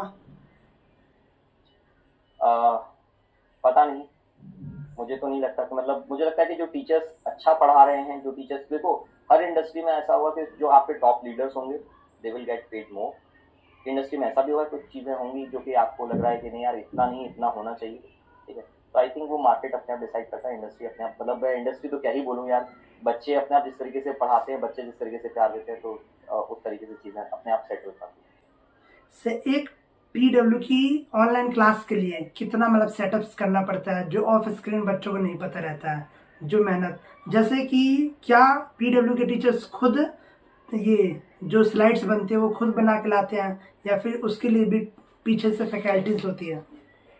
नहीं, कंटेंट सारा पीडब्ल्यू के टीचर्स का ही रहता है। टीचर्स ही ये डिसाइड करते हैं हमको क्लास में क्या पढ़ाना है, बट हम लोगों के साथ बहुत सारा सपोर्ट रहता है। जो जैसे लाइटिंग वगैरह है, जितनी भी स्टूडियो का सेटअप है, वो पूरा स्टाफ रहता है। चीज़ों को टाइप करने के लिए हमारे पास असिस्टेंट रहती है। तो पूरा पूरा सपोर्ट रहता है, पूरा इंफ्रास्ट्रक्चर सर देते हैं। और जिस वजह से कि हमारा अल्टीमेट गोल है कि बच्चों के एक्सपीरियंस बहुत अच्छा होना चाहिए, बच्चों की पढ़ाई बहुत अच्छी होनी चाहिए। तो मेन मोटिव रहता है सर पढ़ाई। सर आपको किस बैच में सबसे डिफिकल्टीज हुआ, अर्जुना, लक्ष्य, मंजिल, किस बैच को लेने में? हर बैच के अलग अलग चैलेंजेस रहते हैं, हर बैच में अलग अलग परेशानियां रहती हैं, और हर बैच में एक अलग मजा भी आता है। तो सभी बैचेस के अलग अलग चैलेंजेस हैं। मैं अब ये तो नहीं बोल सकता कि यार ये बैच ज़्यादा डिफिकल्ट था या ये बैच कम डिफिकल्ट था, ठीक है। हर बैच के, हर मॉडल के अलग अलग चैलेंजेस हैं। सारे बैचेस ईजी भी होते हैं, डिफिकल्ट भी होते हैं, बच्चों का डिपेंड करता है, बच्चों को समझ में आता है। तो हम लोगों को तो बस ये चीज़ है कि बच्चे अगर बोल रहे हैं कि यार सर मज़ा आ गया आज, तुम्हारा दिन उसमें बन जाता है। Sir of screen teacher miss करते हैं स्टूडेंट्स को कि जैसे विश्वास दिवस आए मैं टीचर से बच्चों से मिलूं, ऐसा? बिल्कुल होता है, बिल्कुल होता है, क्योंकि बच्चे भी हम लोगों से मिलने के लिए जितना बेकरार रहते हैं, हम लोग भी बच्चों से मिलने के लिए उतने ही एक्साइटेड रहते हैं। ऑनलाइन आने से बहुत सारे टीचर क्या हो गए हैं, सेलिब्रिटी टाइप के हो चुके हैं। इस पे क्या हाईलाइट करना चाहेंगे सर? बच्चों का प्यार है। मुझे तो यही लगता है कि बच्चे जिस तरीके से चीज़ों को, हम लोग उतना डिजर्व नहीं करते हैं जितना बच्चे हम लोगों को प्यार देते हैं। तो शायद वही चीज़ है, बच्चे जिस तरीके से सभी कुछ जो है वो बच्चों का किया हुआ है, बच्चे बनाते हैं। बच्चे जिस तरीके से प्यार देते हैं, क्योंकि बच्चों को लगता है कि यार ये सर ने इस तरीके से हम लोगों को पढ़ाया तो हमें बहुत अच्छा समझ में आया, बहुत अच्छा फील आया। तो बच्चा वही जो अंडरस्टैंडिंग है, वो जो प्यार है, वो हमको ऑफ स्क्रीन भी दिखाता है। सर जैसे कि एक हो गया पीडब्ल्यू वालों का सिलेक्शन तक का क्राइटेरिया कि हाँ रैंक आ गया, क्या उसके बाद भी क्या हेल्प करते हैं टीचर्स की? क्योंकि मेन प्रॉब्लम वहाँ से फिर आती है काउंसलिंग में। रैंक आना एक बात है, अच्छी बात है, लेकिन उस रैंक पे क्या वो डिजर्विंग कॉलेज तक पहुँच रहा है या नहीं, इसके ऊपर क्या पीडब्ल्यू काम करती है? बहुत सारे बच्चे अभी भी हम लोगों से कांटेक्ट में रहते हैं, कनेक्ट करते हैं, और जब काउंसलिंग का टाइम आता है तो बच्चे हम लोगों से डिस्कस भी करते हैं, सर कौन सी सीट सेलेक्ट करनी चाहिए, कौन से कॉलेजेस लेने चाहिए। तो वो लेते हैं बच्चे, हम लोग भी खुश होते हैं। सर तो जैसे काउंसलिंग का हो गया ये सब, जब प्रिपरेशन का टाइम रहता है हर बच्चे का लगता है कि मैं सिलेक्शन ले लूँगा, तो उस समय वो डिफरेंट एग्जाम्स हैं जो बैकअप एग्जाम्स होते हैं, WBJE हो गया, MST CET हो गया, COEP पुणे जैसे टॉप इंस्टीट्यूट मिल जाते हैं। तो क्या ऐसे एग्जाम्स देने चाहिए या नहीं? इसके लिए क्या टीचर मोटिवेट करते हैं बच्चों को कि ये फॉर्म आया है डाल लो ये भी? बिल्कुल, टाइम टू टाइम जैसे जैसे बच्चों के फॉर्म्स आते जाते हैं, हम लोग बच्चों को भी गाइड करते रहते हैं कि यार ये चीज़ आ रही है, आप इसके लिए प्रिपेयर कर सकते हो। आप किसी एक चीज़ पर डिपेंडेंट ना रहें, ठीक है। आप अपने सेटअप बना करके रखें कि अगर क्योंकि देखो टाइम का आपको नहीं पता होता, कई बार ऐसे भी फैक्टर्स होते हैं, ऐसे सर्कमस्टेंसेस होते हैं जो हमारे कंट्रोल में नहीं होते हैं। So we should hope for the best, prepare for the best, ठीक है, and prepare for the best. We should hope for the best and prepare for the best. जो बच्चों के डाउट्स थे उसमें एक डाउट, मेजर डाउट ये है कि 11th की प्रिपरेशन नहीं हो पाई है, तो क्या 12th से जेई क्रैक करना पॉसिबल है? बिल्कुल पॉसिबल है, और किस तरीके से 11th की जाती है मैं उसके लिए ही अभी कुछ काम भी कर रहा हूँ। मैं बच्चों के साथ बहुत जल्दी शेयर भी करूंगा उस चीज़ को कि कैसे अगर आपका 11th प्रिपेयर्ड नहीं भी है तो 12th में आप आकर के भी 11th अच्छा कर सकते हैं। उसके लिए मैं बच्चों के साथ बहुत ही जल्दी जुड़ूंगा भी, और बहुत सारी चीज़ें। हाँ, आप जैसे अब बिल्कुल सही टाइम है, क्योंकि बच्चों के साथ अब दिसंबर से प्रेशर बढ़ना शुरू हो जाता है, स्कूल भी संभालना है, मेंस भी देना है, तो काफ़ी सारे लोड होता है। तो अब है तो 11th और 12th दोनों ही बहुत अच्छी तैयारी हो जाती है। तो प्रिपरेशन के टाइम में जब बच्चा, मेन प्रॉब्लम बच्चे को तब आती है जब प्रैक्टिकल स्कूल के और साथ में जेई मेंस का पेपर पड़ जाता है, कैसे मैनेज करें? मैंने जैसे करा जाता है कि बच्चे को जब प्रैक्टिकल का एग्जाम होता है तो प्रैक्टिकल का एग्जाम एक दिन का होता है, तो उसके लिए अच्छे से तैयारी करे, लेकिन उसमें ओवर कंपनसेट ना कर दे। ऐसा ना हो कि उसमें वो एक हफ्ते लगा हुआ है, तो उस तरीके से वो मैनेज करे। साथ में जो है वो अपनी तैयारी पहले से अगर बच्चा स्ट्रॉन्ग करके रखता है तो उसके पास चीज़ें आखिरी में मैनेज करने का काफ़ी टाइम मिल जाता है। बच्चों के डाउट्स थे कि टीचर बोलते हैं कि अगर स्कूल में पढ़ाया नहीं जा रहा है अच्छा, ऐसे राजवंत सर की भी वीडियो क्लिप्स हैं, आपकी भी ऐसा, और बहुत टीचरों की है कि नहीं पढ़ाया जा रहा है तो रेगुलर बेसिस पे छुट्टी मार लो और घर पे पढ़ो। तो उसमें मेन प्रॉब्लम तो पेरेंट्स का है ना, पेरेंट्स को कैसे मनाए? आपको जनरली आपके पेरेंट्स के बारे में आपको ज्यादा पता होता है ना, कि आपके पेरेंट्स को आप किस तरीके से मना सकते हो। तो आई थिंक एक तो थोड़ा सा आपको यहाँ पर ट्रिकी होना पड़ता है कि आपको पता है कि आप पापा का सॉफ्ट स्पॉट क्या है, किस तरीके से पापा को आपको मनाना चाहिए। दूसरी चीज, अगर पेरेंट्स आपको अच्छा परफॉर्म करते हुए देखते हैं तो वो भी समझते हैं, इवन यहाँ तक कि आपके स्कूल के टीचर्स भी समझते हैं कि यार ये बच्चा बहुत अच्छा परफॉर्म कर रहा है, तो इसको एक दिन का हम रिलैक्सेशन दे सकते हैं। लेकिन अभी भी जिस एरिया में मैं अभी था, हरिद्वार वाले एरिया में, उसमें भी ये रहता है टीचर्स का नहीं, छुट्टी नहीं मारने देना है, इनका मेन फोकस बोर्ड्स पे होना चाहिए। और यहाँ तक कि जो आईआईटी के प्रोफेसर हमें फिजिक्स पढ़ाते थे एज ए स्कूल में बोर्ड लेवल के, तो उनका भी ये एम था कि नहीं पहले बोर्ड्स ही देखो। हर टीचर की प्रायोरिटीज अलग होती है, हर टीचर का ओपिनियन अलग होता है, and I think what we should understand is कि we should respect their opinion, but हमारे लिए क्या बेहतर है ये हमको खुद डिसाइड करना होगा। हमें जो चीज़ अच्छी लगती है वो हमारे लिए क्या अच्छी चीज़ है, हमें क्या सूट कर रहा है, वो चीज़ हमको डिसाइड करनी है। सर तो इस जर्नी में, टीचिंग जर्नी में 10+ एक्सपीरियंस हो चुका है सर, तो क्या एक्सपीरियंस के साथ जो कंटेंट होता है वो इम्प्रूव होते जाता है? हम तो हर साल कुछ ना कुछ बच्चों से नया सीखते हैं, तो हर साल बच्चे आते हैं, कुछ ना कुछ नया सिखा करके जाते हैं हर साल, और धीमे धीमे हम लोग ऐसे ही इम्प्रूव करते जा रहे हैं। मेरा तो यही मानना है कि हम परफेक्ट तो कोई भी नहीं होता है, हम धीमे धीमे वो सब्जेक्ट सीखते जाते हैं, बच्चे हमें कुछ ना कुछ नई चीज़ें बताते जाते हैं, और हम कोशिश करते हैं कि अगले साल अपने आप को आज से बेहतर करते रहें। सर आपने पीडब्ल्यू से पहले आपने नीट की क्लासेस भी ली है, तो फिर जेई में क्यों स्विच किया? मैं खुद एक IITian हूँ तो इसीलिए, और इस साल मैं नीट के स्टूडेंट्स को भी पढ़ा रहा हूँ, तो ऐसा नहीं है कि केवल जेई में स्विच कर लिया है। कभी कभी ऐसा होता है क्योंकि आप जिस फील्ड से होते हैं, आप जिस बैकग्राउंड से होते हो, थोड़ा सा सॉफ्ट अटैचमेंट वहाँ पर होता है, लेकिन नहीं, ऐसा नहीं है कि केवल जेई में स्विच कर लिया। मैं नीट के बच्चों को भी पढ़ाता हूँ और उनको भी उतना ही गाइडेंस देता हूँ। सर मेन अभी एक जो थीम चली है, न्यूज़ पे भी चली, बहुत टीचरों ने भी उठाया था कि एडवांस के अटेम्प्ट्स बढ़ा ही देने चाहिए, इस पे आपका क्या ओपिनियन है?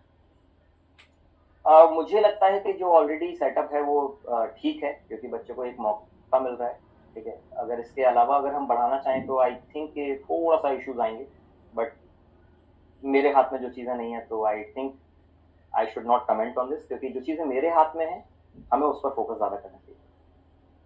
सर मेंस के ऊपर थोड़ा बात कर लेते हैं। मेंस के अलग अलग अटेम्प्ट होते हैं, मतलब अलग अलग शिफ्ट होती हैं बच्चों के लिए, तो बच्चों का माइंडसेट अलग रहता है कि कोई शिफ्ट ईजी आ गया तो वो एक्सपेक्ट करके जाता है कि मेरा भी ईजी है, हार्ड है, कैसा है, तो उस समय कैसे मैनेज करें प्रेशर को जब हम प्रेफर कर रहे हैं, क्योंकि उस समय टीचर का सपोर्ट भी नहीं रहता। नहीं, ऐसा नहीं, टीचर का सपोर्ट नहीं रहता, हम उस टाइम पर भी बच्चे के साथ रहते हैं। और दूसरी बात ये कि शिफ्ट अलग होने से, पेपर इजी या हार्ड होने से आपके रिजल्ट पर बहुत ज़्यादा फर्क नहीं पड़ता है, क्योंकि अगर शिफ्ट अगर एग्जाम इजी है तो आपके कट ऑफ भी आपका ज़्यादा जाएगा, अगर एग्जाम डिफिकल्ट है तो कट ऑफ कम जाएगा, आप उसी के तरह बिहेव करोगे, उसी की तरह आपकी रैंक आएगी। तो आई थिंक शिफ्ट से ज़्यादा इंपॉर्टेंट ये है कि हमारी तैयारी कैसी है। मैं आपको हमेशा यही बोलूंगा कि यार एक्सटर्नल फैक्टर्स तो बहुत सारे होंगे, अगर उन पर डिपेंडेंट करते रहेंगे कि यार ये चीज़ खराब हो गई, ये चीज़ खराब हो गई, 100 चीज़ें खराब होंगी, बट अगर हम अपने आप को सही रखेंगे तो 101 चीज़ें सही भी हो जाएंगी। सर आपने जेई वाला चैनल पे बहुत सारे, जो अभी 2025 की बात कर लेते हैं, बहुत सारे जेई मेंस के शिफ्ट का डिस्कशन किया है, पेपर का टेस्ट, और वो सेम डे हो जाता है। जैसे 12 बजे कोई पेपर खत्म हुआ, 9 से 12, 2 बजे रहता है क्लास। तो क्या उस समय टीचर क्वेश्चन पहले ही सॉल्व करके आता है स्क्रीन के सामने, या वो बच्चों के अंदर डाउट रहता है, थोड़ा सा क्यूरियोसिटी? नहीं, एक्चुअली क्या होता है कि जो हमारे पास पेपर आते हैं, क्वेश्चंस आते हैं, वो कई बार मेमोरी बेस्ड क्वेश्चंस होते हैं, तो उन क्वेश्चंस में गलत होने की प्रोबेबिलिटी बहुत ज़्यादा होती है। तो हाँ, हम एक बार क्वेश्चंस को पहले सॉल्व करके रखते हैं, ताकि कहीं ऐसा ना हो कि क्वेश्चन ही गलत हो और उस टाइम पर जब हम क्लास में सॉल्व करें तो बच्चों का टाइम खराब हो। तो इसीलिए हाँ, हम सवालों को पहले सॉल्व करके रहते हैं। इट इज नॉट, स्क्रीन पर जो आपको दिखता है वो ऐसा नहीं कि बिल्कुल सब चीज़ें लाइव हो रही हैं या बिल्कुल ब्लाइंड साइडेड चल रहा है, ठीक है, सब चीज़ें रैंडम नहीं होती हैं, things are organize for the efficiency and for the betterment of students. मैं तो यही कहूँगा कि यार बच्चों का अच्छा होना चाहिए और बच्चों का टाइम खराब नहीं होना चाहिए। तो हम जनरली क्वेश्चंस को पहले देखते हैं, यार ये क्वेश्चंस आए हैं, इस तरीके से क्वेश्चंस आए हैं, इस क्वेश्चन को तो किस तरीके से और बेहतर सॉल्व कर सकते हैं। कई बार ऐसा भी होता है कि बच्चों के हेल्प से या बच्चों को भूल जाते हैं, कुछ डेटा गलत आ गया, चीज़ें गलत आ गई, तो वो चीज़ हम पहले से ही रेक्टिफाई कर लेते हैं चीज़ों को। सर टेस्ट डिस्कशन, तो एज ए स्टूडेंट परस्पेक्टिव, क्या जेई मेंस के हर शिफ्ट का टेस्ट डिस्कशन देखना चाहिए? जैसे मान लो किसी बच्चे का लास्ट शिफ्ट में है, या फिर सेकंड लास्ट शिफ्ट में है, लास्ट डे है, तो क्या उसे शिफ्ट, पिछले वाले शिफ्ट्स का टेस्ट डिस्कशन देख के जाना चाहिए? मेरे ख्याल से तो देख के जाना चाहिए, क्योंकि काफ़ी सारी चीज़ें ऐसी होती हैं कि हर टेस्ट में, हर पेपर में, हर शिफ्ट में रिपीट हो रही हैं, तो बहुत सारी चीज़ें रिपीट होती हैं, अगर आप देख करके जाते हो तो इट्स बेटर।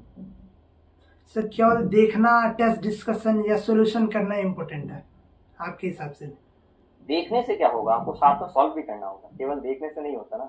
आप खुद एक आईआईटीएन है, आपको ये पता होना चाहिए कि यार देख के काम नहीं होता, ये सब्जेक्ट ऐसे नहीं है कि आप देख करके काम चला लोगे, आपको सॉल्व भी करना पड़ेगा, आपको क्वेश्चन भी बनाने पड़ेंगे, आपको सारी मेहनत करनी पड़ेगी। सर जब प्रिपरेशन करते हैं तो मेन डाउट ये रहता है बच्चों का कि वो देखते हैं कि टीचर ने मंजिल सीरीज या फिर कोई से भी बैचेस में इतने सारे क्वेश्चन करा दिए, मेरे भी तो हो गए, तो वो अटेम्प्ट नहीं कर पाते हैं घर पे, मतलब खुद से अटेम्प्ट नहीं करते हैं। उन्हें क्या हाईलाइट करना चाहिए सर? जब तक आप सवालों को खुद से नहीं करेंगे तब तक नहीं होगा। जो आप स्क्रीन पर देख रहे हैं, जो आप क्लास में पढ़ रहे हैं, वो एक टीचर की मेहनत बहुत है, आपकी मेहनत उसमें कम है, क्योंकि हम वहाँ पर क्लास में हम क्वेश्चन सॉल्व कर रहे हैं, आप नहीं कर रहे हैं। जब आप क्लास के क्वेश्चन जब आप खुद पे करें और फिर आप सॉल्व कर पाए, दैट मीन्स वो आपकी क्लास सक्सेसफुल रही। मोस्ट ऑफ स्टूडेंट्स का मेनली डाउट, जो मतलब बहुत सारे डाउट हैं बच्चों के, एक ही डाउट है सिंगल, कि टेस्ट एनालिसिस टीचर्स कहते हैं कि क्या करना है, कैसे करना है वो बता दीजिए। टेस्ट एनालिसिस आपको इस तरीके से करना है कि जो सवाल आप पर नहीं बने उनका सही सॉल्यूशन क्या है, आप क्या चीज़ मिस कर रहे थे, आप उसको सॉल्व कैसे करना चाहिए, अगली बार वो गलतियां नहीं होनी चाहिए जहां पर आपने सिली मिस्टेक्स करी हैं, ठीक है। मार्क्स ऊपर नीचे होते रहेंगे, आपको मार्क्स का एनालिसिस नहीं करना है। What you need to analyze is कि आपका परफॉर्मेंस बेटर हुआ या नहीं हुआ, आपकी सब्जेक्ट की अंडरस्टैंडिंग बढ़ी या नहीं बढ़ी, क्या कोई ऐसा तो चीज़ नहीं थी जो आपने अभी तक नहीं पढ़ी है, तो आपको ये चीज़ एनालाइज करनी होती है। सर तो और एक मेजर डाउट्स ये रहता है बच्चों का कि क्या मंजिल सीरीज से सिलेक्शन हो जाएगा? बहुत सारे सिलेक्शन होते हैं यार, हर साल मुझे बच्चे मिलते हैं, हर साल ऐसा होता है कि सर हमने मंजिल के लेक्चर से सिलेक्शन हुआ है। तो केवल मंजिल के लेक्चर से ही नहीं होता है, बट बच्चों की मेहनत से सिलेक्शन होता है। सर तो मंजिल सीरीज क्या ऐसा रहता है कि हाँ उसमें प्योर कंटेंट जाता है? उससे पहले मंजिल सीरीज आपने जब सबसे पहली बार ली थी तो किस टीचर ने आपसे इंटरेक्ट किया था कि हाँ कितना, क्योंकि ऐसा रहता है ना कि कोटा के भी बहुत सारे टीचर हैं, जो बहुत सारे स्टूडेंट्स यहाँ पे भी पढ़ के आए हैं आईआईटी में, वो ये कहते हैं कि जो मेरा कंटेंट है वो बाहर नहीं जाना चाहिए। ये कैसे, तो उस समय क्या पीडब्ल्यू वालों को क्या रहता है? हम तो जो क्लास में पढ़ाते हैं सब दे देते हैं भाई, कभी कभी रखना सीखा नहीं, तो अब रखते भी नहीं। तो जितना हमें आता है हम सब कुछ डिलीवर कर देते हैं, और शायद मुझे लगता है बच्चे यही चीज़ पसंद भी करते हैं। एक वीडियो क्लिप वायरल हुई है कि उसमें सलीम सर ने ये बोला कि जितने एक ऑफलाइन टीचर पढ़ाता है क्लास में, उतनी पीडब्ल्यू के जितने टीचर्स हैं, मंजिल सीरीज लेते हैं या फिर नीट वालों के लिए जो सीरीज चलती है, उसमें उतना कंटेंट डिलीवर हो जाता है, उससे ज़्यादा होता है जितनी एक ऑफलाइन कोचिंग में होती है। इस पे क्या बोलना चाहेंगे सर? हाँ, तो मैं कह रहा हूँ कि हम तो जितना आता है हम तो सब डिलीवर कर देते हैं भाई, हम तो नहीं रखते हैं। ये नहीं रहता कि नहीं लिमिटेड पढ़ाना है, ये नहीं कि सारा क्यों लिमिटेड पढ़ाना है? क्यों पढ़ाना है लिमिटेड? जब हमें पता है हमें कि एग्जाम में आने वाला है, हमें बच्चे को एग्जाम के लिए प्रिपेयर करना है, तो हम लिमिटेड क्यों पढ़ाएंगे? एक फ्री एक्सेस रहता है ना कि ये बच्चा मुझे फ्री एक्सेस में पढ़ रहा है और एक मेरा पेड में पढ़ रहा है तो वो बच्चा। तो बच्चा है ना, फ्री और पेड से क्या फर्क पड़ता है? बच्चे को पढ़ाना है। हम क्लास में भी उतना ही पढ़ाते हैं, हम कभी नहीं करते ऐसी चीज। तो बच्चा है, फ्री या पेड मैटर नहीं करता है, बच्चा कहाँ से पढ़ रहा है, बच्चे का सिलेक्शन मैटर करता है। पीडब्ल्यू की अच्छी चीज यही है कि बच्चे का सिलेक्शन होना चाहिए, कहाँ से हो रहा है इससे क्या फर्क पड़ता है। कई बच्चे ऐसे हैं जो पेड बैचेस अफोर्ड ही नहीं कर सकते हैं, यस सर। तो उसका तो नुकसान नहीं होना चाहिए ना, उसमें उसकी क्या गलती है? अलग सरकार यही बोले ना कि हर बच्चा, उसके पास बेस्ट रिसोर्सेज होने चाहिए, चाहे वो पे कर पाए या ना कर पाए, उसको पढ़ने का मौका मिलना चाहिए। तो मैं तो कभी नहीं होल्ड कर सकता, और आई थिंक पीडब्ल्यू कोई भी टीचर होल्ड नहीं करता है। यस सर, ये तो हम लोग के है। लेक्चर्स लंबे होने का रीजन ही यही होता है कि हम लोग होल्ड नहीं करते हैं, तो हम लोग पूरे चीजें देते हैं, जितनी हम दे सकते हैं हम उतनी चीजें देते हैं, तो उसके लिए अब टाइम भी लगता है, इसीलिए लेक्चर्स लंबे भी हो जाते हैं। सर जैसे जो बच्चा 11 से प्रिपरेशन कर रहा है, उससे अगर प्योर गाइडेंस दिया जाए कि कितना करने से बच्चे का डाउट रहता है ये बुक भी कर लो वो बुक भी कर लो, स्टार्टिंग में मोटिवेशन बहुत ज़्यादा होती है कि ये तो एक डीपीपी है, एक मॉड्यूल कर रहा हूँ। आई थिंक इसका जवाब आप बहुत बेहतर तरीके से दे सकते हैं। आपने कितनी बुक्स करी थी जिससे आपका सिलेक्शन हुआ? सर मैंने तो लिमिटेड रिसोर्सेज को कंप्लीटली फॉलो किया, ये नहीं कि इधर भी भाग रहे हैं उधर भी। स्टार्टिंग में होता है, हर किसी की क्यूरियोसिटी रहती है, और बच्चों को भी मतलब ऑफलाइन में भी बच्चे या फिर जो आसपास लाइब्रेरी में भी बच्चे रहते हैं कि ये बुक लगा लो वो बुक लगा लो, उस पर आप क्या बोलना चाहेंगे सर, कुछ एड ऑन? तो आई थिंक आपने खुद ही जवाब दे दिया, जब आपने कुछ लिमिटेड रिसोर्सेज कंप्लीटली फॉलो किए हैं तो यही चीज़ बच्चों को भी करनी चाहिए, क्योंकि आप खुद एक आईआईटीएन हैं, आप बच्चों को बेटर गाइड कर पा रहे हैं। तो आई थिंक बच्चे को फॉलो करना चाहिए लिमिटेड रिसोर्सेज, क्योंकि एक टाइम ऐसा आता है कि आप जब रिसोर्सेज आप नए लगा भी जाएंगे तो आपको क्वेश्चन रिपीट होते हुए दिखने लगेंगे, यार यही सवाल एक बुक में है, यही सवाल दूसरी बुक में है, यही सवाल तीसरी बुक में भी है। तो जो भी रिसोर्सेज आपको आपके अवेलेबल हैं आपके पास, आप उनको फॉलो करो, उन पर ट्रस्ट करो, टीचर जो आपको गाइड करें उसको फॉलो करो।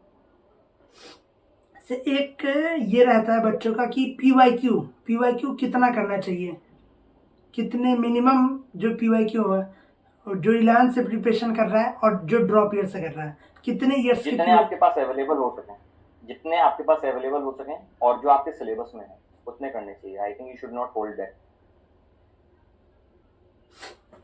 सर जैसे जब एडवांस की क्लासेस चलती हैं तो क्या टीचर को डिफिकल्टीज थोड़ा ज़्यादा हो जाते हैं? बच्चों का भी ये रहता है कि जैसे कोई लेक्चर है जिसमें 14, कोई चैप्टर है जिसमें 14 लेक्चर है, और मोस्टली ये रहता है कि 10 लेक्चर स्टार्टिंग के थोड़े इजी रहते हैं, फिर थोड़ा टफनेस बढ़ जाती है, वहाँ पे बच्चे छोड़ देते हैं, और उस समय टीचर भी थोड़ा कंसंट्रेशन थोड़ा स्लो पढ़ाता है वहाँ पे लास्ट में।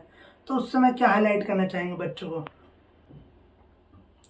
क्वेश्चंस का लेवल बस डिफिकल्ट रहता है एडवांस में, और कॉन्सेप्ट अगर आपके स्ट्रांग है तो आप कोई भी सवाल बना सकते हो। ऐसा कुछ भी नहीं कि नहीं यार एडवांस के सवाल कुछ बहुत हवा होते हैं। सवालों का लेवल ऑब्वियस ही बात है, वो आपको टेस्ट करते हैं, ठीक है, लेकिन आपके पास टाइम भी ज़्यादा होता है। अगर आप मैं एडवांस की बात करूँ, आपको 1 घंटे में 16-17 सवाल बनाने हैं, मेंस में आपको 25 सवाल बने हैं, अगर नीट की बात करूँ तो नीट में 45 सवाल बनाने होते हैं। तो ऑब्वियस ही बात है, क्वेश्चंस अगर नंबर कम है तो क्वेश्चंस का लेवल इंटेलेक्चुअली भी अच्छा होगा, कैलकुलेशन वाइज भी अच्छा होगा, और वो आपको अलग अलग एस्पेक्ट्स टेस्ट करेगा कि आपको कॉन्सेप्ट जो आता है वो अच्छे तरीके से अप्लाई करना आता है या नहीं आता है। नीट की बात आई गई है तो सर नीट के जो लेवल अप हो रहा है उसके ऊपर आपका क्या ओपिनियन है सर, कि जो लेवल इतना अप हो चुका है एक ही बार में डायरेक्ट, उसके ऊपर क्या ओपिनियन है? और बहुत सारे जो जेई के फैकल्टीज थी वो नीट में शिफ्ट हुई है पीडब्ल्यू की, तो उसके ऊपर सर? हम प्रेडिक्ट नहीं कर सकते हैं कि अगले साल पेपर कैसा होना चाहिए, तो हमें तो अपने एंड से बेस्ट तैयारी करनी है, बस हम तो इसी बात पर फोकस करेंगे कि अच्छी तैयारी होनी चाहिए। तैयारी अगर हमारी अच्छी है तो पेपर चाहे आसान हो चाहे मुश्किल हो, हम दोनों ही केसेस में आगे निकल जाएंगे। सर क्या डिफिकल्टीज होती है कि आप जेई की क्लासेस भी ले रहे हैं, नीट की क्लासेस भी ले रहे हैं, दो तरफ दो माइंडेड रहती है, तो क्या इसमें डिफिकल्टी होती है कि जेई भी लेनी है मुझे, नीट भी लेना है? तरीका बदल जाता है डिलीवरी का थोड़ा सा, बट जिस तरीके का पेपर हम जिस तरीके की तैयारी करवाना चाह रहे हैं तो उस तरीके से उनमें बहुत ज़्यादा चेंजेस नहीं आते हैं। हाँ, क्वेश्चंस में अंतर आता है, डिलीवरी में थोड़ा सा अंतर आता है, क्योंकि बच्चों की प्रायोरिटीज अलग होती हैं, बच्चों की प्रेफरेंसेज अलग होती हैं, तो उसका थोड़ा सा चेंज जरूर आता है। बहुत ज़्यादा चेंज नहीं आता है, क्योंकि अब जैसा कि आपने बोला कि नीट का पेपर भी डिफिकल्ट होता जा रहा है, तो हमको तो उस लेवल पर तैयारी करवानी कि पेपर आसान हो जाए तो बच्चा घबराए नहीं, डिफिकल्ट हो जाए तो भी बच्चा ना घबराए। सर जैसे आपने क्रैश कोर्स भी लिया है, जैसे फाइटर बैच हो गया, क्या इसमें डिफिकल्टीज ज़्यादा हो जाती है क्रैश कोर्स में as a regular batch, Arjuna, Lakshya, ये सब बैचेस में? हमारे पास टाइम कंस्ट्रेंट थोड़ा रहता है कि टाइम थोड़ा सा कम होता है, तो हमें उस लिमिटेड टाइम में ज़्यादा चीज़ें डिलीवर करनी होती हैं, तो बस हम उसके हिसाब से और ज़्यादा एफर्ट्स बढ़ा देते हैं। कोई दो मोटिवेशनल शायरी हो जाए सर। सपनों की उड़ान को ज़रा और ऊंचा ले चल, सपनों की उड़ान को ज़रा और ऊंचा ले चल, मुश्किलें तो आएंगी, मुश्किलें तो आएंगी, तो उन्हें किनारे कर चल, मुश्किलें तो आएंगी तो उन्हें किनारे कर चल, रुकना नहीं है बढ़ते रहना है, रुकना नहीं है बढ़ते रहना है मंजिल की ओर, मेहनत की राह पर तू सदा आगे बढ़ता चल। सर जैसे ये मोटिवेशनल शायरीज होती है क्लासेस के बीच में भी, क्या ये जो प्रिपरेशन में जो वो रहता है माइंडसेट एकदम पढ़ते पढ़ते ब्लॉक सा हो जाता है, क्या इससे बाहर निकलने का भी बेस्ट सोर्स है? बिल्कुल है। इससे लगता है कि बच्चों का एंगेजमेंट भी ज़्यादा हो जाता है क्लासेस में। हाँ, क्योंकि क्लासेस में जब हम बहुत सारी चीज़ें पढ़ाते हैं तो क्लासेस थोड़ी सी मोनोटोनस हो जाती हैं, उसके लिए एक बहुत अच्छा सोर्स है। और एक ऑनलाइन क्लासेस में बच्चे को बैठाने के लिए भी एक अच्छा सोर्स है। बिल्कुल कह सकते हैं, लेकिन हाँ, at the end of the day तो आपका कंटेंट ही बोलेगा, जो आप जिस तरीके से पढ़ा रहे हैं वही आपका चीज़ आगे जाएगी। सर एक आईआईटीएन होने के बाद फिर टीचर बने, तो अगर आप अपनी जर्नी के 15 ईयर्स एगो चले जाएं तो आपको क्या लगता है जो आपने मेजर मिस्टेक्स किया है जिसे आप सुधारना चाहेंगे? वही हम बच्चों को बताते रहते हैं कि यार ये चीज़ नहीं करनी है, ये चीज़ करनी है, क्लासेस में आओ देखो, ठीक है, हर चीज़ हम लोग बताते हैं यार ये चीज़ इस तरीके से होती है, इस तरीके से आप गलतियाँ करते हैं लाइफ में, तो ये गलतियाँ आप कम कर दें, ठीक है, लेकिन ज़्यादातर बच्चे ऐसे होते हैं कि खुद गलती करते हैं, खुद सीखते हैं, फिर खुद आगे बढ़ते हैं। बट हाँ, हम लोग बच्चों को गाइड ज़रूर करते हैं कि यार यहाँ पर ऐसे आप चीज़ों को इम्प्रूव कर सकते हैं, ये गलतियाँ हमने करी थी, आप ना करें। सर इससे क्या आपको लगता है कि जो टीचर और जो ऑफलाइन मतलब ऑफलाइन का बच्चा है, ऑनलाइन का बच्चा है, इससे जो पीडब्ल्यू आया तो कंटेंट सिमिलरिटी ज़्यादा हो गया? कैसे? जैसे पहले बच्चों को रिसोर्सेज नहीं मिल पाते थे, जो लिमिटेड बुक्स में है रिसोर्सेज वो उसने पढ़ लिया, जो पीवाईक्यू है वो कर लिए, लेकिन जो गाइडेंस होती है कि टेस्ट एनालिसिस कैसे करना है, टेस्ट देना है, क्योंकि जो बच्चा खुद से पढ़ रहा है वो मोस्टली टेस्ट छोड़ देता है, तो इसे हाईलाइट करने के लिए ऑनलाइन टीचिंग बहुत अच्छा विकल्प है, ऑनलाइन जो बच्चा पढ़ रहा है। हाँ, मुझे लगता है कि ऑनलाइन ऑप्शंस में आपके पास काफ़ी सारी चीज़ें गाइडेड, आपके पास रिसोर्सेज अवेलेबल होते हैं, काफ़ी सारे अच्छे टीचर्स हैं जो आपको गाइड करने के लिए रहते हैं, तो अगर आपके पास ऑफलाइन में कोई अच्छा गाइड नहीं मिल रहा है तो बिल्कुल। जो टीचर सर ऑनलाइन में पढ़ा रहे हैं ऑनलाइन, तो क्या इंटरेक्शन है सब टीचरों के साथ? थोड़ा जैसे जो फिजिक्स केमिस्ट्री पढ़ाते हैं या फिर मेनली बात करते हैं फिजिक्स जो पढ़ाते हैं दूसरे टीचर, क्या ऐसा होता है कि थोड़ा जेलसी होती है किसी टीचर्स को?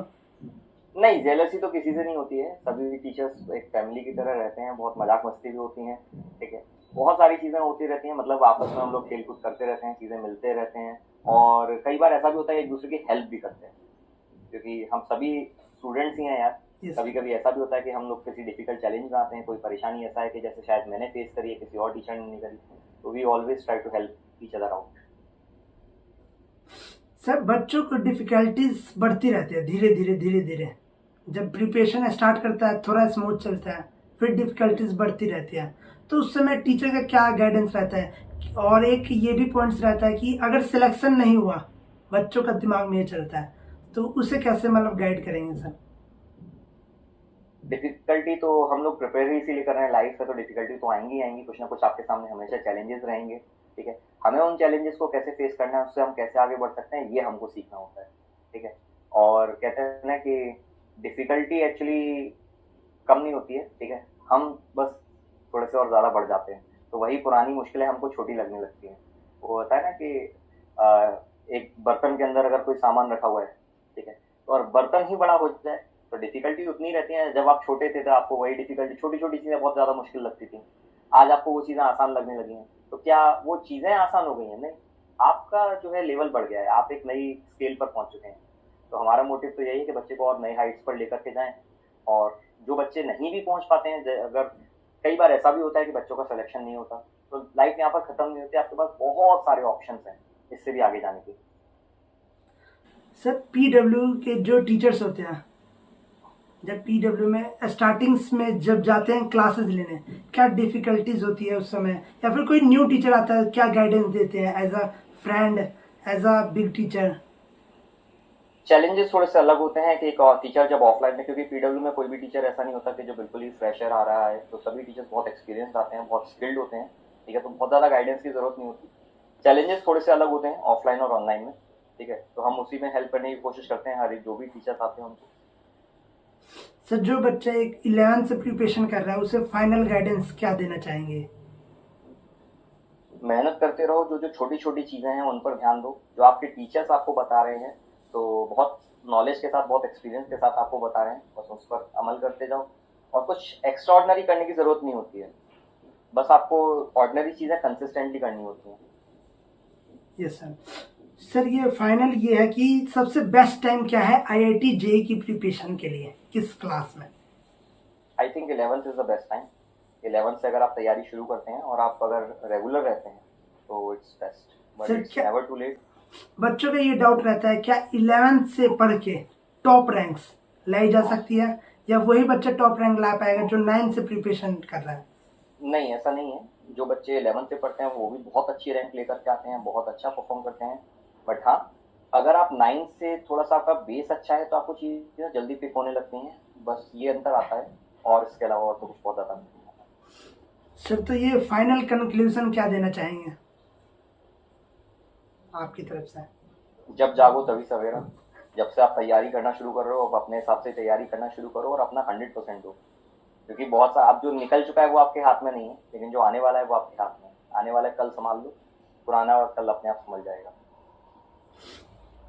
तो आपने हिमांशु सर के बारे में पूरा जाना, बच्चों को गाइड किया सर ने कि जो बच्चों की डिफिकल्टीज थी, जो आपके कमेंट्स थे कि जो मेरे पे डीएम्स आए या फिर जो ग्रुप से भी मुझे मैसेज आए पर्सनली, वो आपके सारे डाउट्स हमने ले लिए, और सर ने भी गाइड किया ऑफलाइन में क्या डिफिकल्टीज होती है। राजवन सर के बारे में बताया कि ये रूममेट रह चुके हैं, सारा डिटेल हमने जाना। तो एक फाइनल कंक्लूजन हो जाए सर इस पूरे पॉडकास्ट का। बहुत अच्छा लगा पीयूष आपसे मिलकर के, बहुत आपने थोरो रिसर्च कर रखी है, बहुत सारी चीज़ें हम लोगों ने डिस्कस करी, ऐसा पता ही नहीं चला कि कब इतना टाइम हो गया, ठीक है। और मुझे बहुत मज़ा आया। आई होप कि इस वीडियो से बच्चों को भी कुछ इंस्पिरेशन मिलेगी, बच्चों को कुछ, जो बच्चे प्रॉब्लम फेस कर रहे हैं उसको भी इसमें हेल्प मिलेगी।